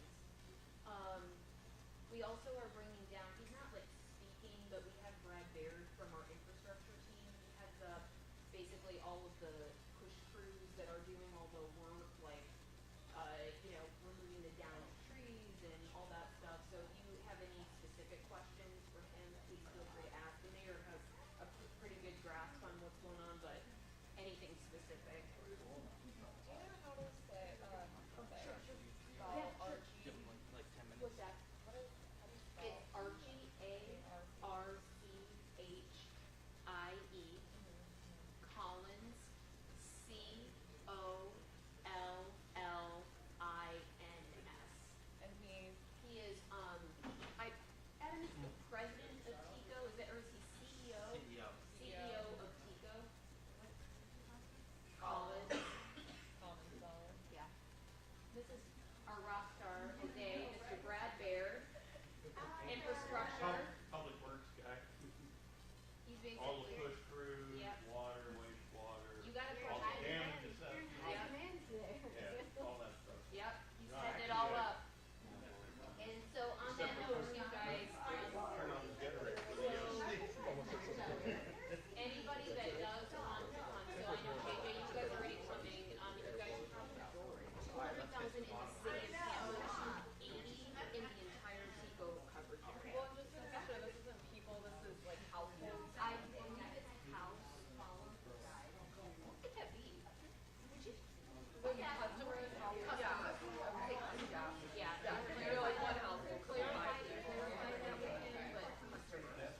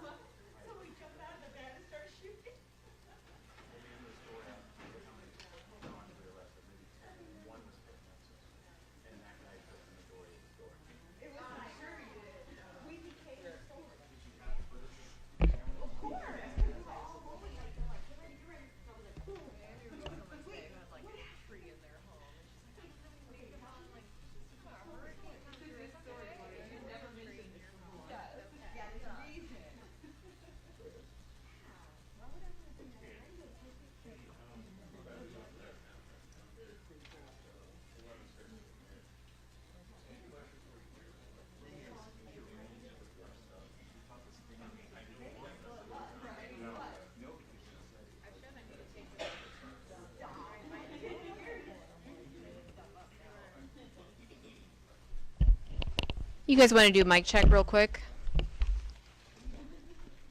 Mic check, 1, 2, 3. Mic check, 1, 2, 3, 4. Great? Sound great? Okay. Okay. Yes. Yes. Does anybody have a pen in here? I should have one.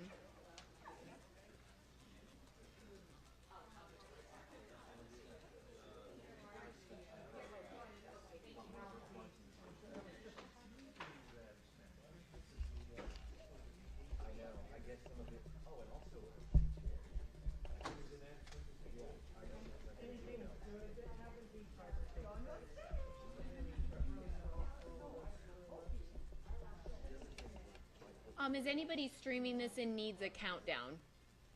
Daisy, you need a countdown? Okay. Okay. Okay. Hi, Mayor. Oh, nice.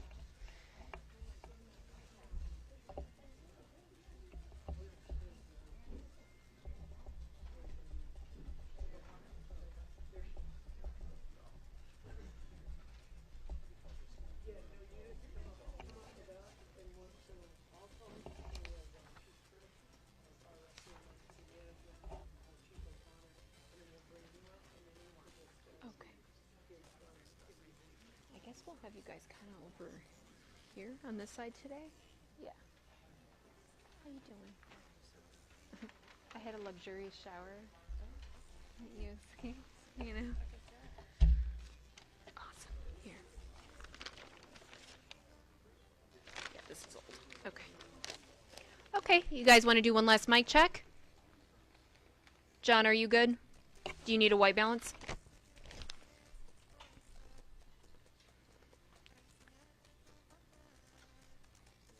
I think we're ready, Mayor.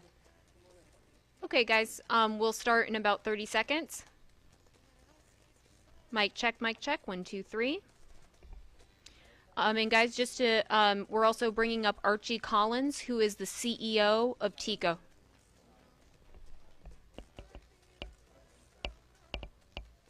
Everybody good?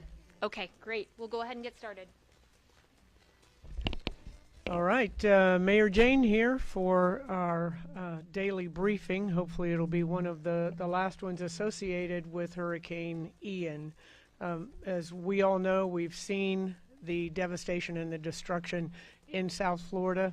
We are currently rallying our troops to send down south to help our neighbors out there, USAR teams, law enforcement, and Chief Tripp can talk a little bit more about that.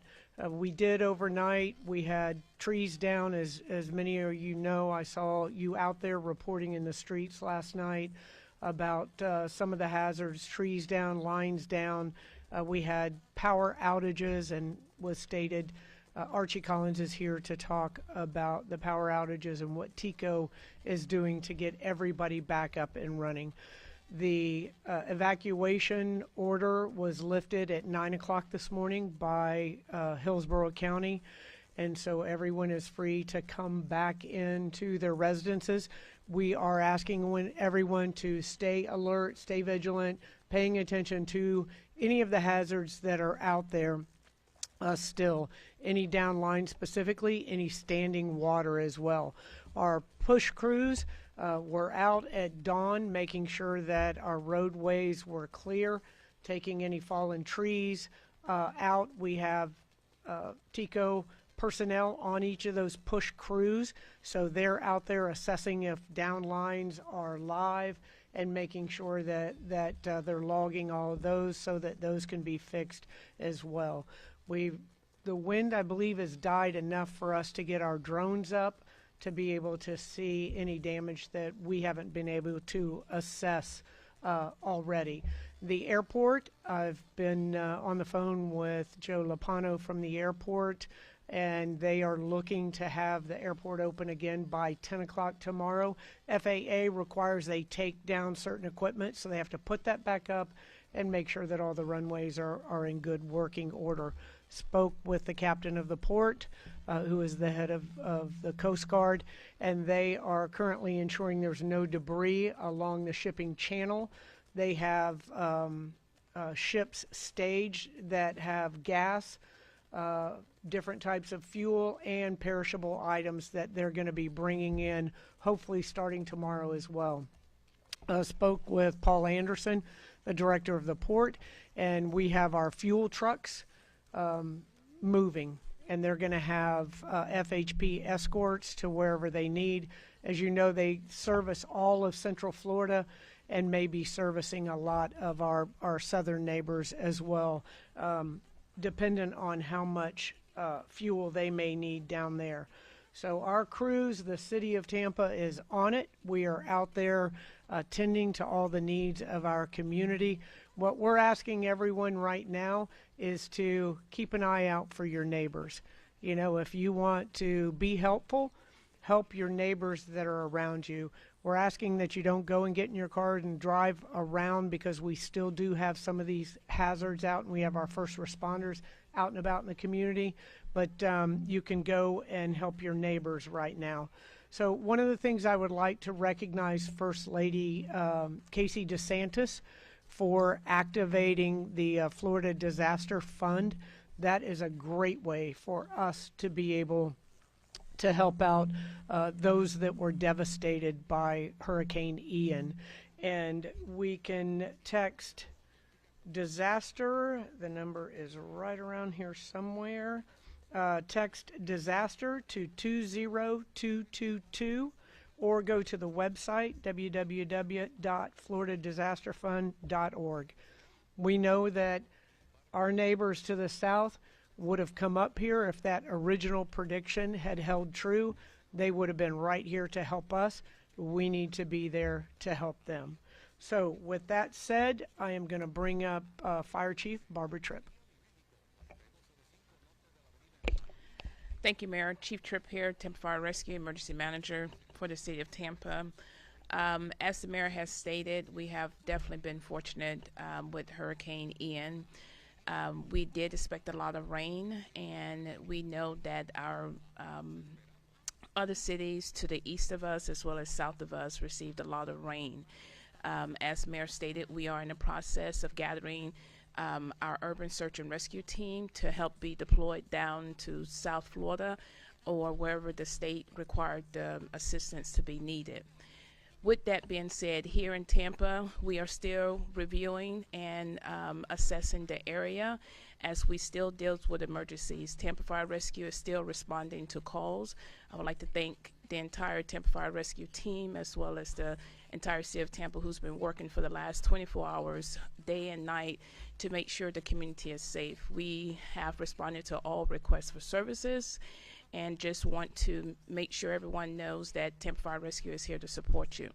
With that being said, let's talk about some hazards that could have taken place. As Mayor talked about the down power lines. You do not know if that line is alive or if it doesn't have any power to it. Please do not take a chance. If you see wires down, do not try and go and move them. Make sure that you contact TICO with the numbers that's been given to you, as well as TICO will talk today to assist you with resources that will be available to you. But make sure you do not touch the wires, as well as standing water. Make sure you are definitely being safe with going into puddles that you cannot see the ground on. Let's talk about generators. We know some families are without power at the moment, which TICO is definitely working very hard to make sure we get that power up.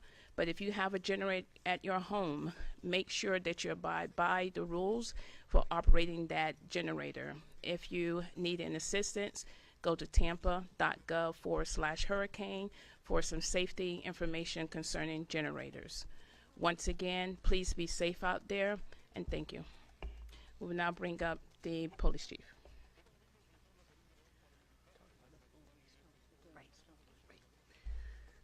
Good morning, everybody. Mary O'Connor, Tampa Police Chief, here with you. I think the message here is safety, safety, safety. We want our residents, as they're returning home from evacuations or as they are venturing out, to please take it slow, please be safe, please be cognizant of your surroundings. You know, particularly with the down power lines and the down trees, obviously you have to, you know, be careful as you're going around those obstacles. Let's just speak just for a minute about any traffic intersections that may be out. If you come across a traffic intersection that does not have power to the light, you have to treat that as a four-way stop. Okay, obviously, you know, without the power being on, it could be very hazardous without people knowing which way to go when they come across a major intersection. And we do have some major intersections out. We do have Tampa PD out there deployed, helping you and directing traffic. However, when you're coming up to the intersection, stop, make sure everyone around you is safe, and then proceed with caution. But most importantly, I think it's you know, it's best practice to just stay off the roads if you don't have to be out until we know that, you know, that everything is all clear. The city has established phone lines for down trees and down power lines. We ask that you please keep 911 reserved for true emergencies and instead call 1-833-TPA-INFO.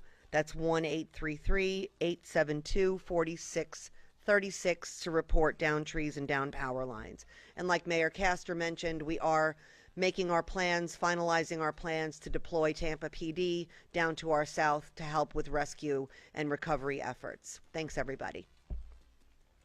All right. As you guys have heard me say at just about every briefing, we have great collaboration on the local, regional, state, and federal level dealing with these storms.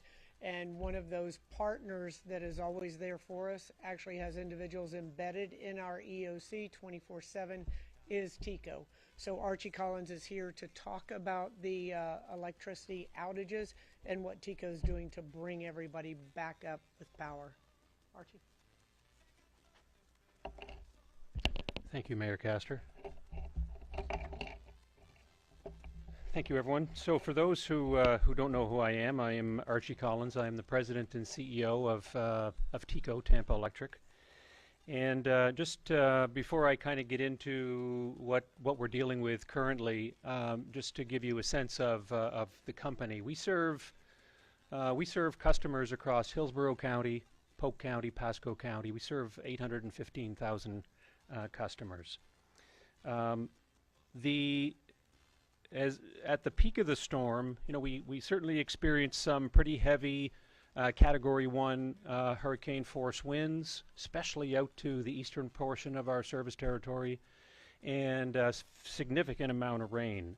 Before I go any further, though, I do want to I'm going to repeat something that I think I've already heard from Chief Tripp, Chief O'Connor, and Mayor Castor, which is, as a company at Tampa Electric, while we're disappointed that we have I think we're down to about 279,000 of our customers currently without power. We feel very grateful. It was just as recently as 48 hours ago that the forecasted track for Ian was intended or forecasted to make landfall due west of us or even farther to the north, which would have resulted in a very significant storm surge in the Tampa Bay area, and that surge was very concerning for us. Flooding waters and a storm surge don't necessarily mix with electricity, and so I think our prayers in this area certainly were answered. Unfortunately, when you're wishing a hurricane away from your own area, you may be inadvertently wishing it on somebody else. And so our thoughts are certainly with the citizens down in the Fort Myers, Port Charlotte, Punta Gorda, Venice area, where you see the devastating pictures of the storm surge that they're dealing with this morning. And I know they're in very, very good hands with FPL, who are very skilled at this sort of hurricane restoration. For Tampa Electric, the hurricane planning and recovery process, quite frankly, is a year-round exercise. Our emergency management team is a small group, but the emergency management process, quite frankly, is a machine. And we've been working to prepare for Ian in earnest for about the last 7 or 8 days. And a lot of work has come to this point to get us where we've got the number of resources that we currently have ready to assist us. I think it was Chief O'Connor said safety 3 times, safety, safety, safety, and I'm going to say the exact same thing. For us, the threat of downed power lines in the aftermath of a hurricane is a real threat.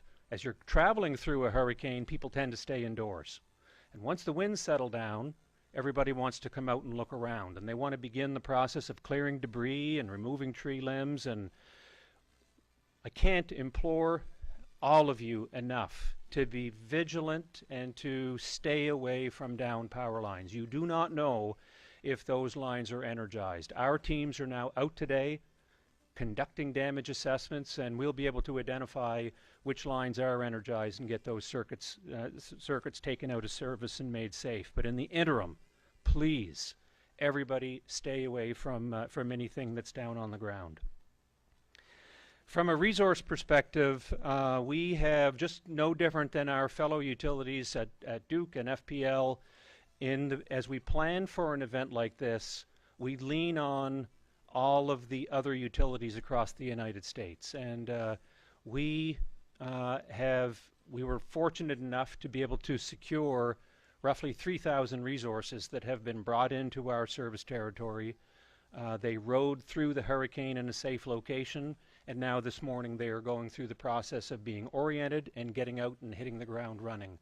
To put that into perspective, what does that mean? Our regular complement of line workers at TECO is 162. So when you hear that there are 3,000 who are coming in from Indiana and Oklahoma and Texas and many of the other states, it just gives you some perspective on the scale of the resources that are brought to bear so that we can, as quickly and as safely and as efficiently as we can, get everybody's power back. We know how inconvenient it is when the power's out, and as I said, we're around 279,000 customers without power right now. We apologize for that. We take our obligation to our customers really, really seriously, especially at a time like this. And so we are moving with urgency to ensure that we get the power back. We do have a very disciplined process we follow to actually get power restored. We don't restore power based upon where you live or who you know. It's a very disciplined process that actually starts with, we need to make sure that our power plants are operational. We then need to make sure that our substations are operational. And then we begin the process of restoring power to what we call critical services. So that would be fire stations, water plants, hospitals, shelters. And then we move to the next layer, which is what we refer to as public services. So all of the services that the residents require to feel some level of normalcy: supermarkets, hardware stores, gas stations, etc. And then we move into restoration at the residential level. And so it's a very disciplined process that we will be putting into effect this morning. Our crews are out there now. We rolled our crews at 7 o'clock this morning, and our employees are now spanning out across the service territory in order to complete the assessment and then undertake the repairs. I know the question on everybody's mind is, so when will my power be back? And it would be irresponsible of me to stand here today and say, we promise you're going to have your power back by X. We really don't know until we complete all the damage assessment. We've got to get out there and get our eyes on it and get a sense of what the resources is, how big a task is it. I think it's fair to say it's going to be at least a couple of days before we can have everybody back. But I don't want to stand here and make any promises that as an organization we are unable to uphold. As soon as we do know, with some specificity, how community by community or customer by customer, what the returns to service are, we will be certain to share those. Before I leave the mic, I would like to make two other points. One, yesterday we had a devil of a time with the TECO outage map. And I'm sure there were many of you who were trying, throughout the evening to access our outage map to see how many customers are without power, and does TECO have me? First of all, I want to assure every customer we have you.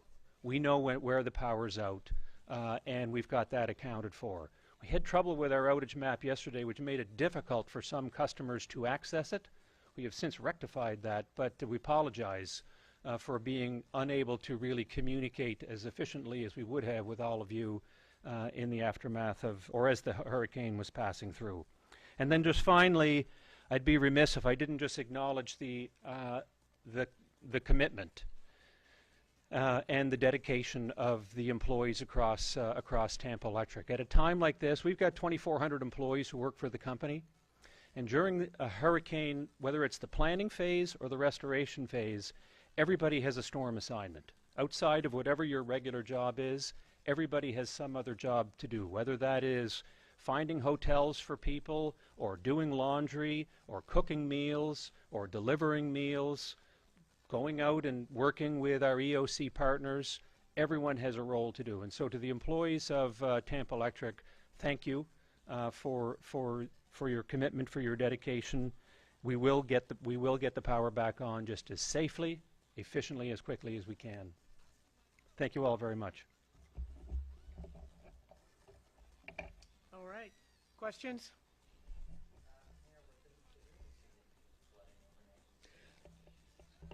No, we didn't. We were able to, as I stated previously, we were able to drain a lot of our stormwater ponds and clear out ditches. And so we didn't have a massive amount of rain, but we didn't have any significant flooding either. Yes, same with storm surge.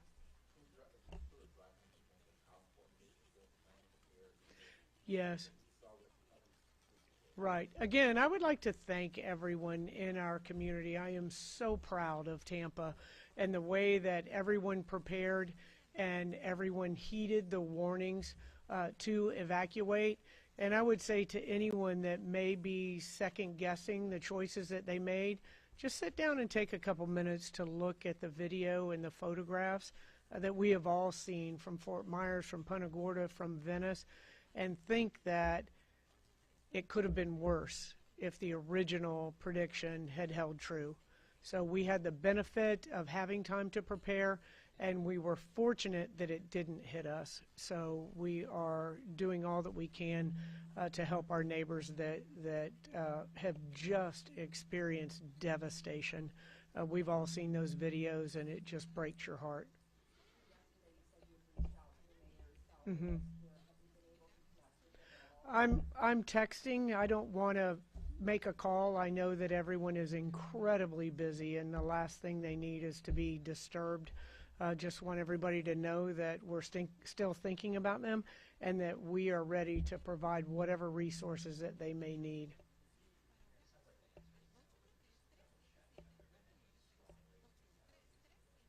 No, nothing that we haven't had any fatalities at all that I'm aware of.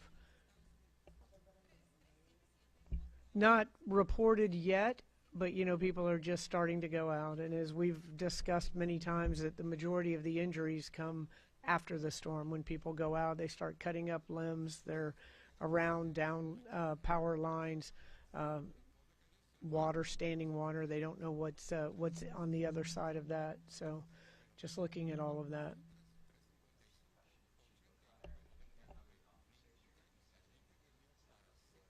Normally, we deploy 40 to 60. We rely on the Florida Police Chiefs Association to evaluate the number of officers that all the surrounding agencies can send, and they'll advise us on how many they think they need. Normally, when other agencies come into a devastated area like this, it's very mission specific. So we will get a specific mission of what they need Tampa PD for, and then we'll internally assess how many, you know, we will need to fulfill that mission. 40 to 60, yes.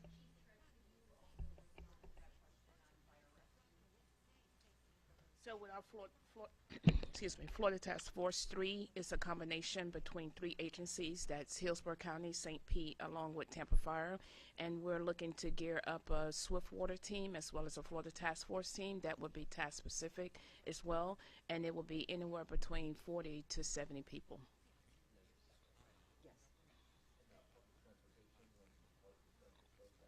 Mm-hmm. You know, that's I talked to Adelie LeGrand several times over the last couple of days, and I haven't spoken to her yet, but I'm sure they're back up and running because their concern was the wind speed as well. So I can confirm that for you.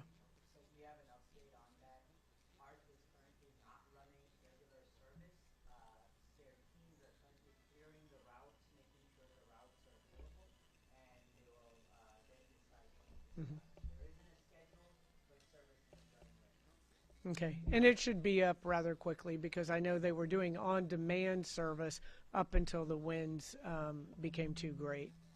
All right, the last thing I will say is that we are doing all that we can to keep the Bucks game here on Sunday, and I've assured the NFL that the only wrath that we will see in the city of Tampa on Sunday is what the Bucks bring down on KC. So hopefully we have a little good news that day. Thank you all very much.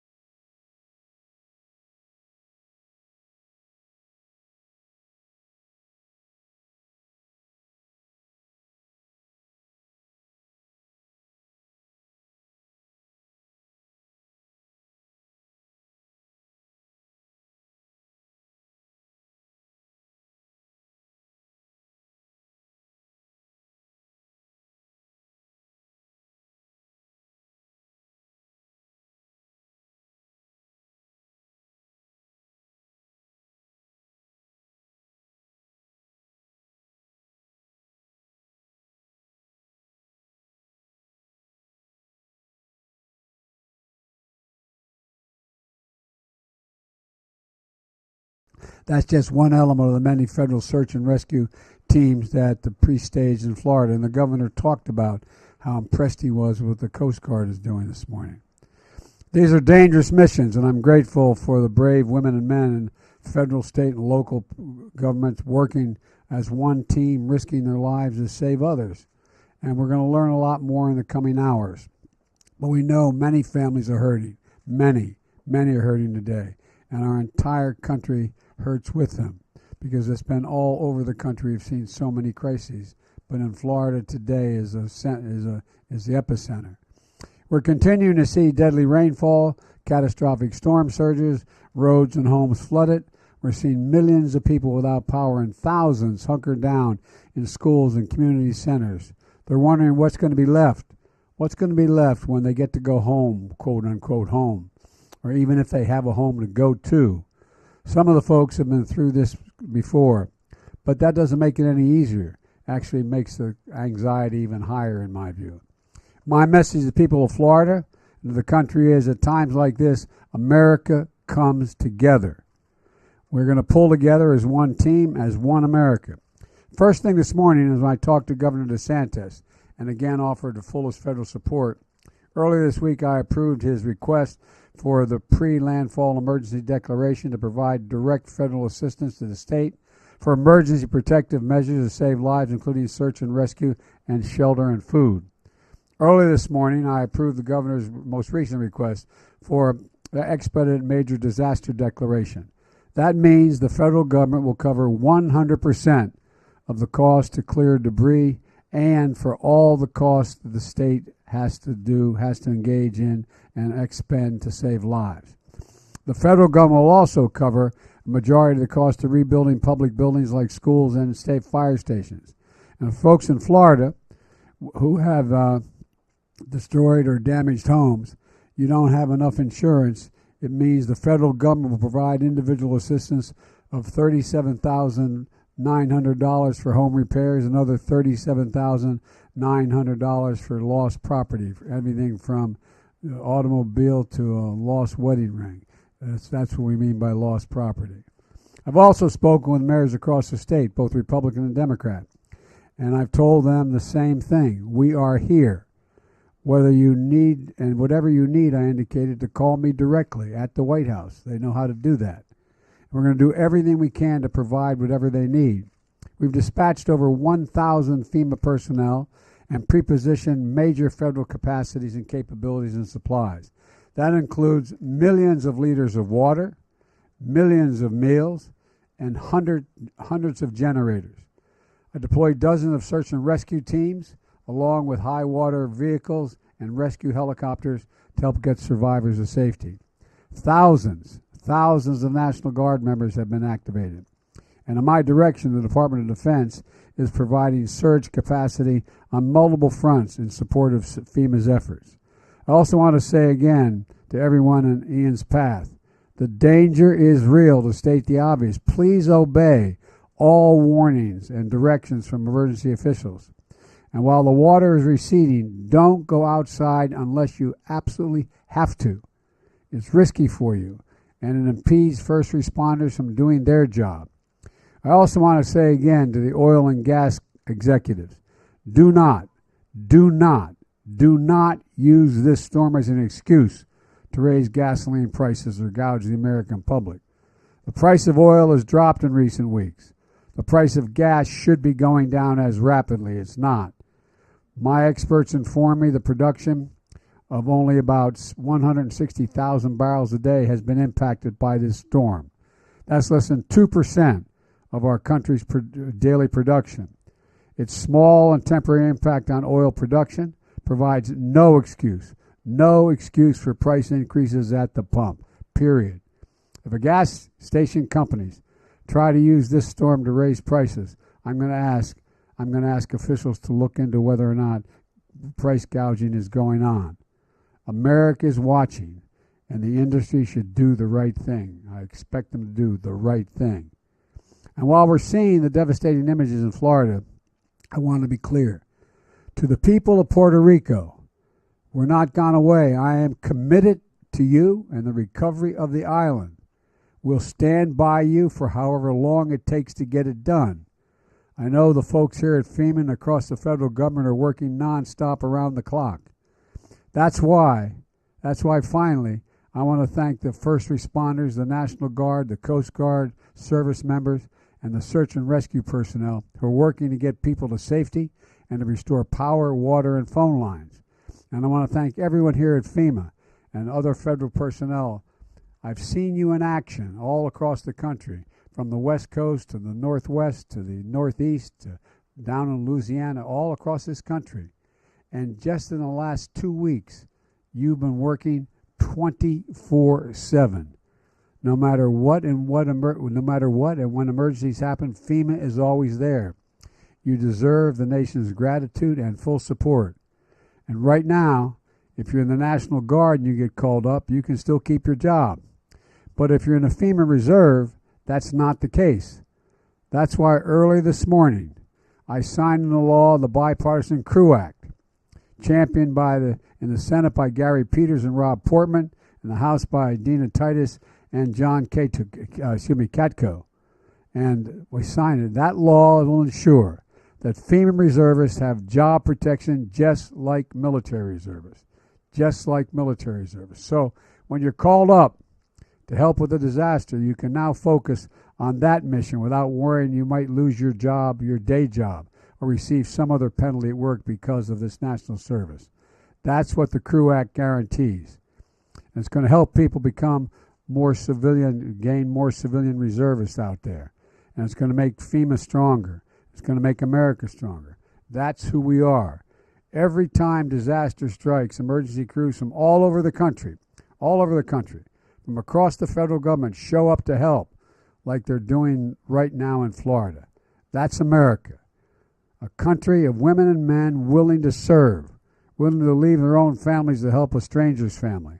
Everyone hard at work in Florida right now deserves our thanks. And when the conditions allow it, I'm going to be going to Florida to thank them personally so we don't get in the way. I'll do our best. We're going to do our best to build Florida back as quickly as possible, but we're not going to be leaving. We're going to build it back with the state and local government. However long it takes, we're going to be there. That's my commitment to you. I want to now turn it over to Secretary Mayorkas. Sure. Mr. President, do you plan to meet with Governor DeSantis when you're down there? I'll meet with everybody who's around. And Mr. The answer is yes, if he wants to meet. Do you plan to go to Puerto Rico as well? That's my intention. Thank you very much, Mr. President. Our hearts go out to the people in the affected areas. At DHS, our highest priority is the preservation of life and safety. DHS is working with our federal, state, local, and non-governmental partners to support the needs of the areas that are and may be impacted by Hurricane Ian. I want to thank the President for his leadership in signing the major disaster declaration that unlocks critical assistance to help jumpstart impacted Floridians' road to recovery. FEMA and the United States Coast Guard are focused on life-saving and life-sustaining response operations, and we are launching the recovery mission. The Coast Guard has completed extensive preparations in advance of Hurricane Ian to minimize impacts to maritime commerce, ensure public safety, and position ourselves for a rapid response. Currently, the Coast Guard has aircraft, cutters, flood response assets, and response personnel staged throughout Florida ready for immediate deployment. FEMA has teams in place who are ready to help those who need it most.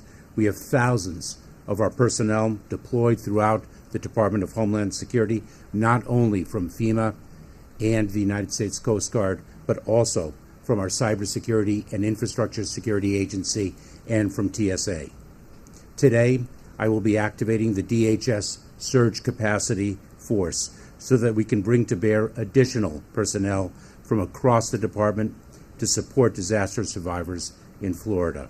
When a catastrophic event hits, DHS approaches response and recovery work with a full expanse of our resources and our capabilities. Our work in support of those affected by Ian will continue in the days, weeks, and months to come.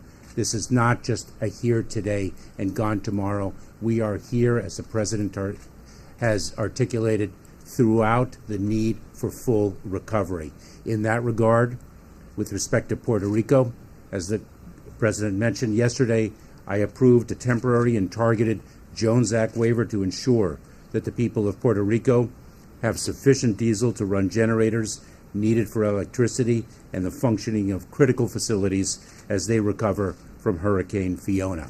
We are in it for the long haul. Now, it's my pleasure to turn it over to Administrator Deanne Criswell of FEMA. Thank you, Mr. Secretary. I would first like to, again, begin by thanking the President for being here in FEMA's National Response Coordination Center.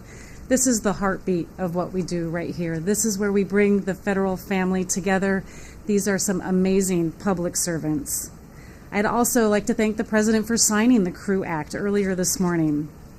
Mr. President, behind us here are dedicated public servants from across the federal family. Behind us are the dedicated public servants who have been working tirelessly, day in and day out, to get help to those who need us most. These are the dedicated public servants who have put the needs of others before their own, and these are the public servants that we count on to respond to America's worst day.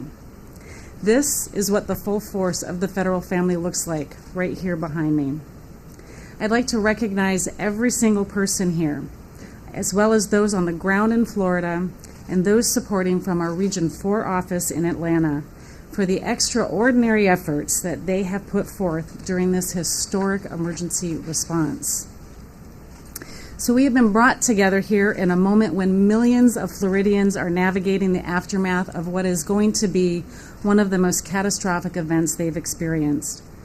My heart aches for those people who have been in the path of Hurricane Ian, for the lives that have been forever changed by this storm, and for the communities that will simply never be the same. America woke up this morning to images like Naples, Punta Gorda, and Cape Coral submerged underwater, homes across Fort Myers that have been torn from their foundations, and boats that have been found blocks away from where they were moored. But Hurricane Ian is still a very life-threatening storm. We are expecting the storm to continue making its way to Georgia, South Carolina, and into North Carolina, maintaining tropical storm force winds, deadly storm surge, and rainfall of up to 12 inches. As many have said, Hurricane Ian is going to be a storm that we talk about for decades. But from the moment Hurricane Ian became a threat, we already had the right teams in place who were ready to answer the call of those that need us most. To the heroic first responders and search and rescue teams that have been running towards danger to save lives, to the brave medical teams providing compassionate and life-saving care, to the local, state, and federal emergency managers working side by side to tackle challenge after challenge, to our meteorological partners who have been providing us with critical weather data hour after hour, and to the voluntary partners providing food and shelter to those who have just lost everything. I thank you, all of you. We thank you, and our nation thanks you. Now, we know that the next few days are going to be difficult. We have some very complex problems that we are going to have to solve. But like I said, we have the right teams in place who are ready to help those who need us most. And as I shared with the President just moments ago, search and rescue missions are already taking place across the impacted areas by land, air, and sea. We have teams ensuring critical health facilities like hospitals and adult care facilities have the support they need to care for their patients or evacuate them if still needed. We have power restoration teams making their way into devastated communities that help bring communities back online. And while we are focused on life-saving and life-sustaining response operations, we are already launching our recovery mission. An interagency recovery group is already planning for the long-term recovery needs, such as housing, debris removal, and critical infrastructure repair, as we know this is going to be a complex recovery. As you heard already, the President signed overnight a major disaster declaration that unlocks critical assistance to help these communities jumpstart their road to recovery. Individuals and families right now in Charlotte, Collier, DeSoto, Hardy, Hillsborough, Lee, Manatee, Pinellas, and Sarasota, they can now register for assistance and begin their recovery process. You can register by visiting disasterassistance.gov, through our FEMA app, or by calling 1-800-621-FEMA, 1-800-621-3362. And now that the sun is up and we are continuing to do our assessments, we will add more counties for individual assistance. The next few days, they're going to be difficult. We have some very complex problems to solve, but like I said, we have the right teams in place who are ready to help those who need us most. And regardless of how bad it is, I commit to everyone here today that FEMA and our partners across the federal, state, and local levels remain ready and prepared to help these communities in their greatest time of need. Thank you. Let me add one more thing. We didn't mention the Red Cross. The Red Cross is there. They're always there. They stepped up, and they continue to step up. So I want to thank them as well. Thank you. President, how would you describe your relationship and your conversation with Governor DeSantis? It's totally irrelevant, but I'll answer it, okay? In fact, very fine. He complimented me. He thanked me for the immediate response we had. He told me how much he appreciated it, said he was extremely happy with what was going on. This is not about whether anything having to do with our disagreements politically. This is about saving people's lives, homes, and businesses. That's what this is about. And so I've talked to him 4 or 5 times already. And it's not a matter of my disagreements with him on other items. Do you hold Russia responsible for the rupture of the Nord Stream pipeline? Let's stick with this, okay? Well, this is an important international issue. There's a lot of important international issues, but we're here to talk about America. Okay, thank you. Thank you. Mr. President.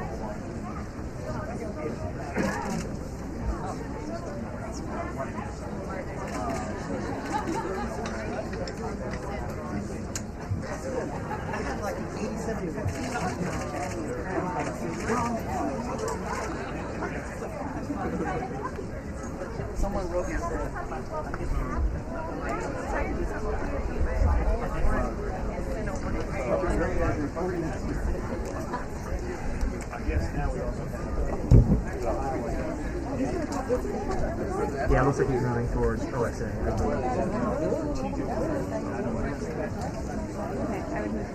Yeah. All right, friends, we got to roll soon. So.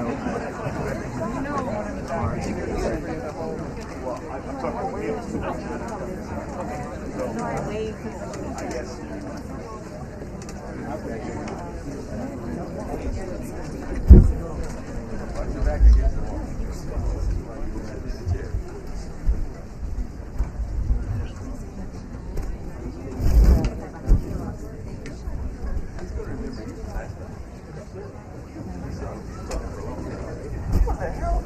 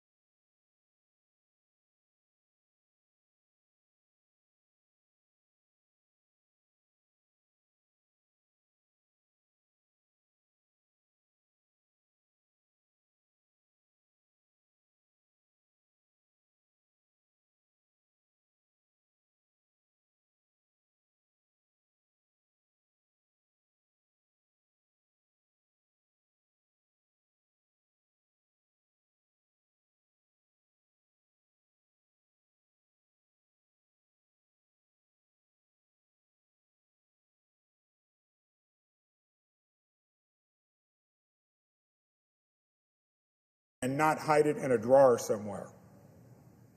People that have descended on Southwest Florida to be able to offer assistance. And so we've seen a number of efforts on the barrier islands to bring people to safety, particularly in Lee County, but also in Charlotte and in Naples and in Collier County. And you have people, the electrical, the power, they're all here. We have Eric Szilagyi from Florida Power and Light, which he'll give an update on what they're doing. But from the minute they could get in here, they've been in here working on being able to get people connected again. I've talked to two of the major CEOs for the telecom companies about their restoration services. And fortunately, some of their infrastructure has done okay. They do more our DEM is also putting the mobile cell phone towers to be able to help restore communications, and we've got an inordinate amount of food and water that is either here or is very close on the way. Life safety, of course, is critical. Anyone stranded on one of those barrier islands want to make sure that they're safe. And I know here in Charlotte, any of the neighborhoods that experienced a lot of wind or water damage, these folks are there. They're working to make sure people are safe, and that is true in Lee and Collier County as well. So that's really, really important. We also got to just stabilize the area with these key services, and so we've got a huge amount of resources that have been brought to bear to be able to do that, and we're going to continue doing it. This is going to be a 24/7 operation because we realize how important it is. We also understand there's a lot of people that have asked what they can do to help the people of the state of Florida, particularly down in this region. And the First Lady will talk in a minute, but we have a fund, FloridaDisasterFund.org, FloridaDisasterFund.org. You text disaster to 20222. You can make a contribution. And at the end of the day, we've got supplies that have been pre-staged that are being used, and that's important. We don't necessarily need people to send us stuff.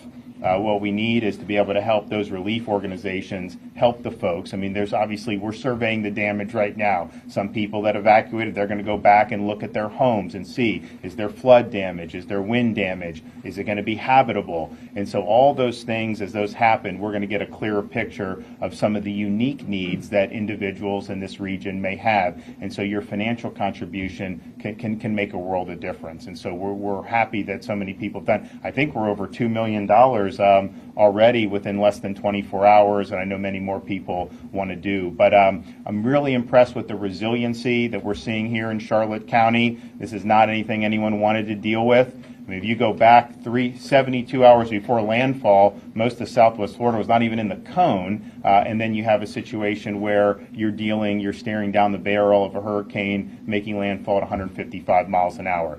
So the response here and just the way people have reacted has been very, very impressive, and we understand this is just the beginning. There's a lot more that's going to need to be done, and the state of Florida is going to be good partners with the folks here at the local level. I'm going to let the First Lady talk about relief efforts, and then we'll have Kevin Guthrie, and then Eric Szilagyi from FP&L will give an update on the power situation.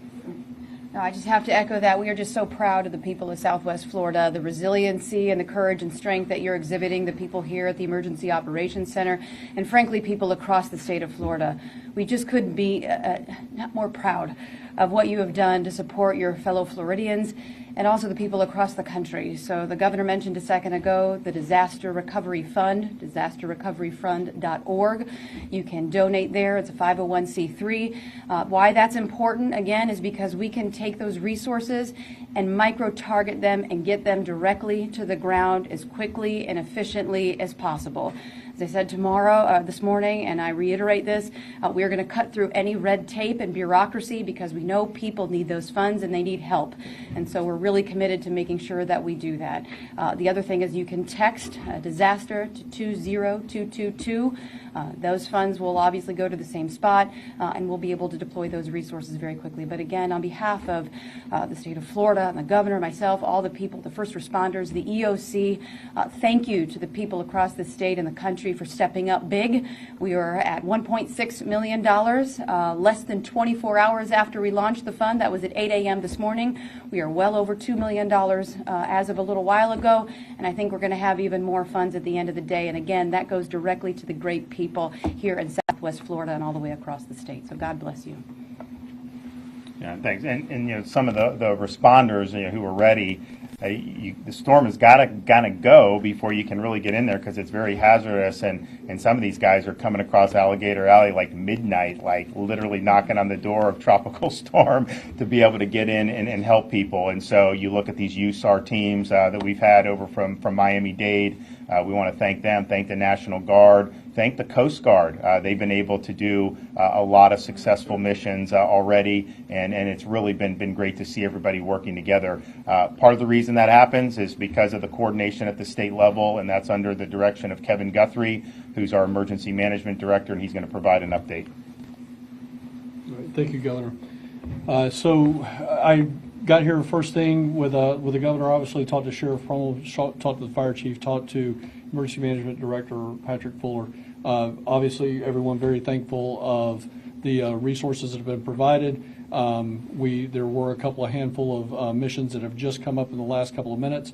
I'm proud to report that we are already mobilizing personnel for those missions, and also providing the resources. One of those is a generator, so that is already been sourced and already being mobilized. So we hope to have that here by midnight tonight on the generator at a minimum. The mechanic for the generator that's in question, that is having some issues, is already only 30 minutes out. So I'm very, very proud of the men and women in our logistics section, specifically at the Florida Division of Emergency Management. They have been very, very flexible, and they have been very, very responsive, and far exceeding our expectations in a normal disaster like this. So to have a mechanic almost 30 minutes away when you make a request about an hour ago is just fantastic. So again, that comes from great leadership, and it starts with the governor, and I really appreciate that. Thank you, sir.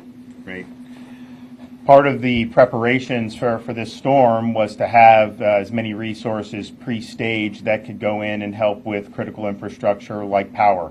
And we were able to go meet with some of the linemen up in Lake City in North Florida, thank them. These are people coming from all over the country. I mean, they're coming from Louisiana, Alabama, Texas, and we had over 42,000 at landfall. I'm sure there's more in the state right now. When we were going back to Tallahassee from Lake City, you saw truck after truck after truck on I-10 eastbound coming in to be able to help respond to this. And part of the reason we're able to do that is because we've got a lot of utilities that this isn't their first rodeo.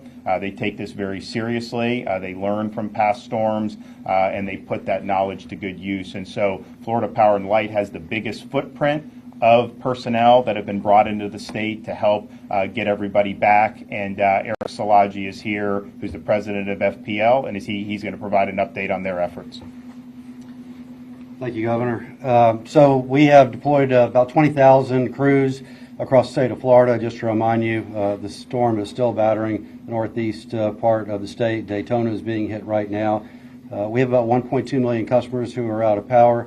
But we have been able to restore over 700,000 customers before the storm has even left the state, and we're going to continue to work 24/7 to do so. I'm actually pleased with parts of the system that I've seen a little bit further to the west of here is in good shape. At FPL, we did not lose one single transmission tower, so that is critical. The backbone is up and operational.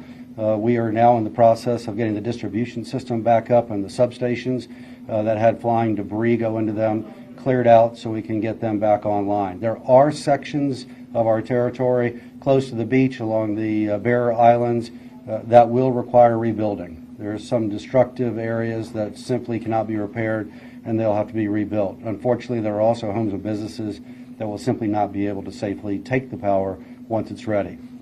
But the 20,000 plus men and women who are already here are staging and getting out in the field currently. They will work 24/7 until we get the lights back on. Again, as the governor said, not our first rodeo, but every storm is also different and always poses different challenges. But appreciate all the support from the state. Governor, thank you. From local law enforcement as well, the National Guard. This is a team sport and a team effort, and we're going to all work together until we get Florida back up on her feet. and where we all want her to be. Thank you. And when they're, when FPL and the other companies have crews in, the extent to which that infrastructure has remained is just critical, because it's a lot easier for them to reconnect an existing system than to have to rebuild it. So to see some of that was able to withstand is encouraging. It's also just a testament. I mean, some of these folks put money into the resilience of the infrastructure, and this is like the ultimate test. I mean, you got a hurricane that's a massive hurricane coming in at 155 miles an hour, producing this type of storm surge, dumping rain, causing flooding. If you can make it through that, then you probably did it pretty good. And so this is a 24/7 effort to stabilize and to restore. And so we're going to do whatever we can to assist with that effort. And so I'm happy to take a few questions. Governor, in our area, Sanibel Island, Fort Myers Beach, the images are devastating. And we know that from our local agencies that there have been confirmed deaths. We don't know exactly how many.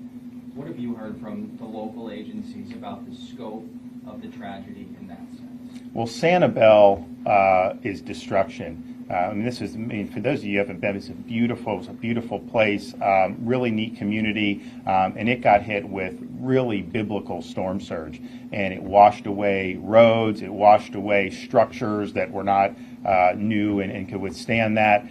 There have been a number of people that have been identified and brought off the island safely, and those efforts are ongoing. Not only with the Coast Guard has been involved with that, our USAR teams, and as well as local law enforcement. I think most people have seen the images of the bridge, the causeway going out to Sanibel, where you have destruction of that. And that's something that we obviously will rebuild, but that's not something that will happen overnight. And so most of what's being done to assist is air operations, since you can't get there on the ground. I think Kevin will probably have more boats head over there as well. But the important thing is I was able to speak to the mayor this morning, and she and her key staff did evacuate, and so they've been operating off more of the mainland in Lee County. And many people did leave Sanibel, and they did heed the call, which is good. Obviously, I think it's a very seasonal community. We're not quite in the high season yet,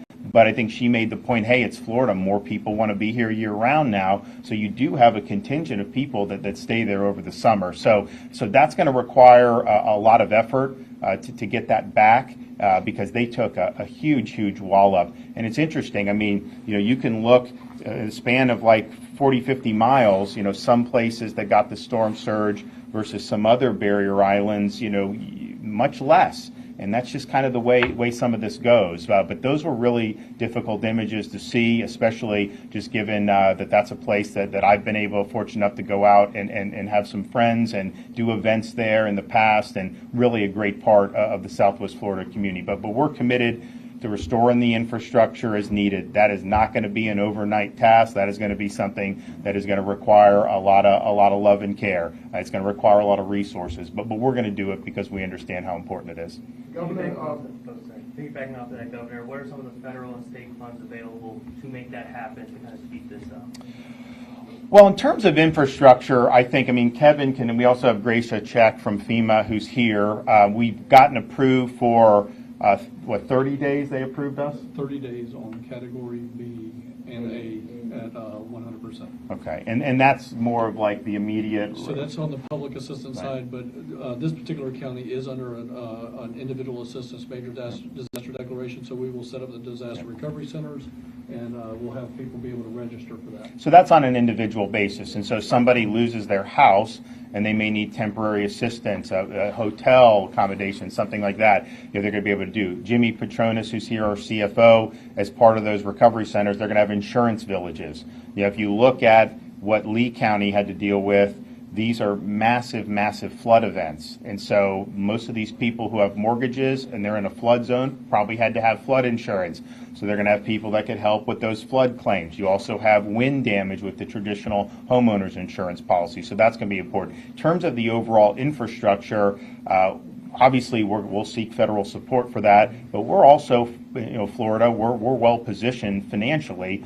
right now to get through this. I mean, we have the largest budget surplus we've ever had. We've worked very hard, of course, to keep the economy open and make this a state people wanted to be in. And so we're seeing historic reserves, even as we've continued to break records with the revenue coming in with no income tax and low taxes.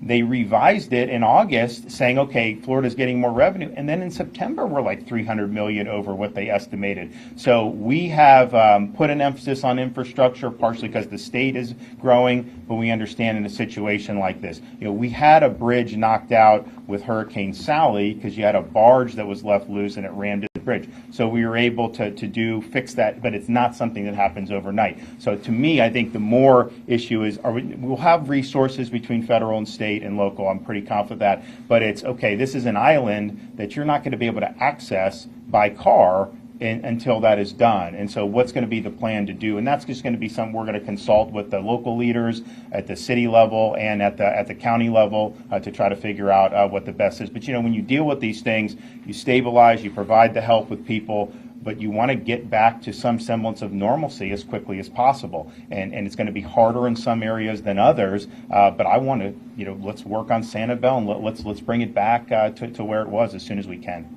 Governor, for properties that were totally wiped out, how should it be determined if flood insurance or wind coverage should be appropriate? And how was that determined during Mexico Beach? Well, so that's kind of an age-old thing on these storms. I mean, you'll have disputes because obviously if you have both policies and you file a flood claim, the flood is going to want you to file the wind claim. The wind is going to want you to file the flood claim. What I would say is when you have surge that's 10, 14 feet, when you have 6 feet of water in somebody's home, to me, that's a flood claim. And it doesn't mean that they may not have also suffered wind damage, because as we know, it was a really significant thing. But wind alone is not going to cause the 6 feet of water. I mean, that's a flood event. And it's not just in the barrier islands, which of course had a lot. You go in some of the places in Lee County, that are close to the river and some of these inlets, you had massive, massive rising waters. And so that's just something we do. I mean, that's what was happening with some of the folks who did not do the evacuation. They were hunkering down, and their homes, I think, were totally fine to handle even a really strong wind event. The problem is if the water is rising, you're in your living room, it's a foot, 2 feet, 3 feet, they're the ones that were calling saying, hey, this is a big problem, and of course it is. So I think at the end of the day, in Lee County, I think most of the claims are going to be flood claims. I think in Charlotte, maybe the mix will be a little bit different because I did see, some wind damage, and I think that those claims would be appropriate. But clearly, when you're in those flood areas and you have the water rising like that into your living room, that is a flood. Governor, speaking to people today about the insurance, they worry, sometimes, the insurance companies will shuffle their feet on a normal stance, on a normal situation. Now we have this where everyone's going to be flooding the insurance companies. What's your message to those people who might be worried that the insurance companies might not be acting fast enough? Well, Jimmy, where's Jimmy at? Yeah, so, and I'll let him say, but part of the disaster recovery are these insurance villages. He's done a great job of leading. He's getting the carriers all together. They're going to have a footprint in all these affected counties. People are going to be able to go and they're going to file claims. There's already been things done with our insurance regulation agency. Go back 10 days, none of those cancellations are valid, and you can't cancel going forward for another couple of months. So there's already actions being taken. But I'll let Jimmy come up and do that. And look, at the end of the day, we've had a lot of issues with property insurance, but a lot of that is because of lawsuits and a lot of things that don't focus on the core business. This is the core business of paying these claims, and we understand the time is of the essence. Thanks, Governor. Yep. So we've got a preliminary site set up. We'll make sure it's coordinated with Kevin Guthrie's team in the county. But we'll probably pick a large spot. Initially, insurance carriers will come in. We'll probably have somewhere between 20 and 25 carriers come in. They'll probably set up in RVs, and they will start writing checks initially that will be living expense money. This will be the dollars just to help people go find a place to live, sustenance dollars.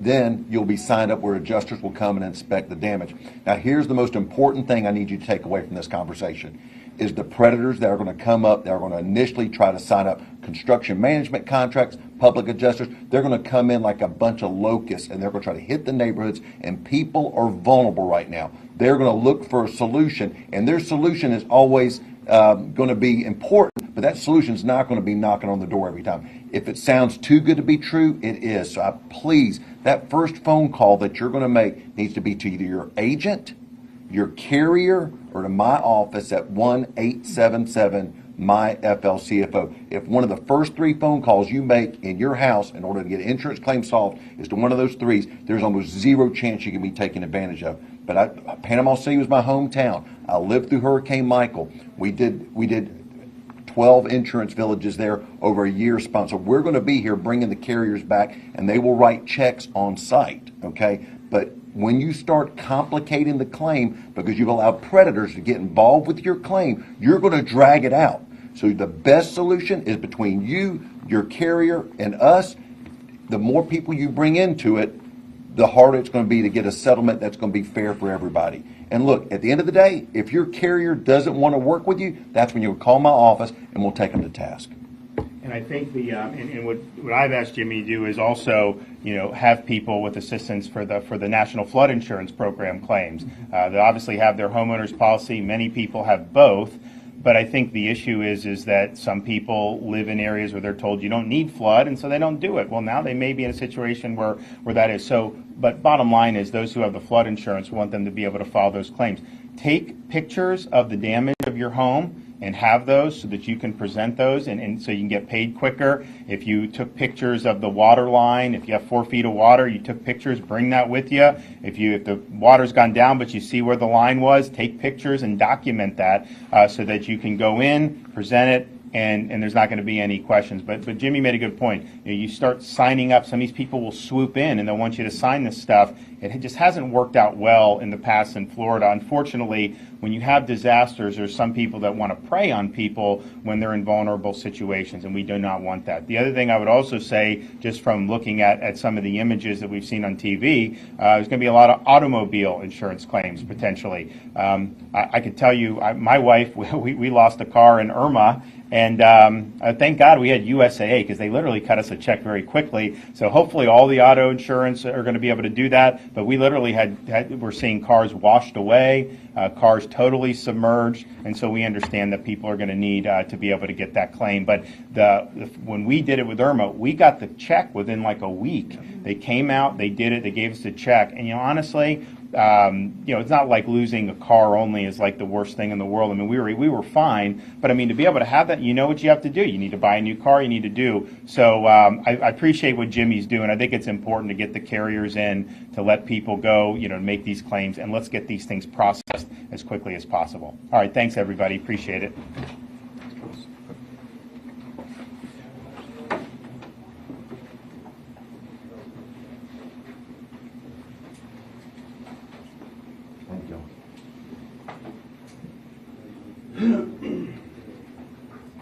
Thank you very much.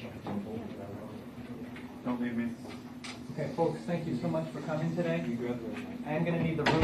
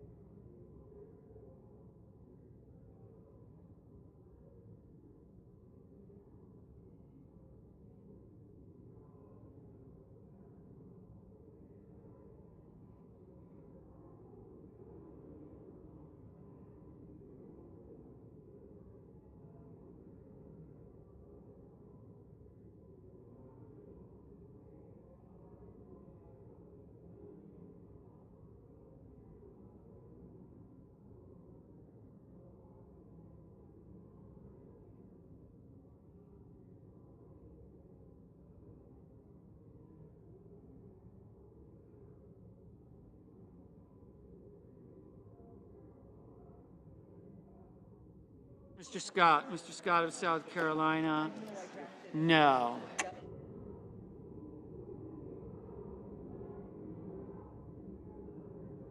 Mr. Cruz, no.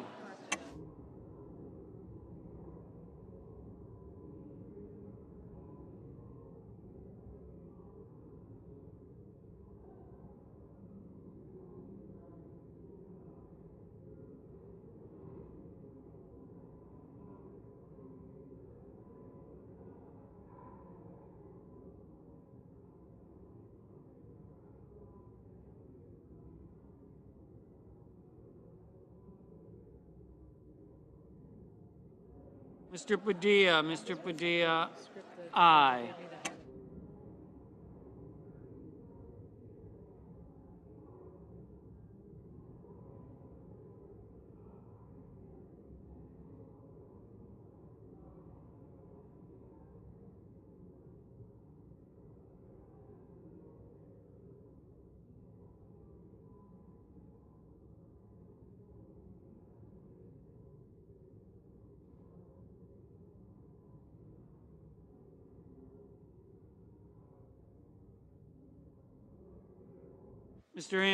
Mr. Inhofe, no.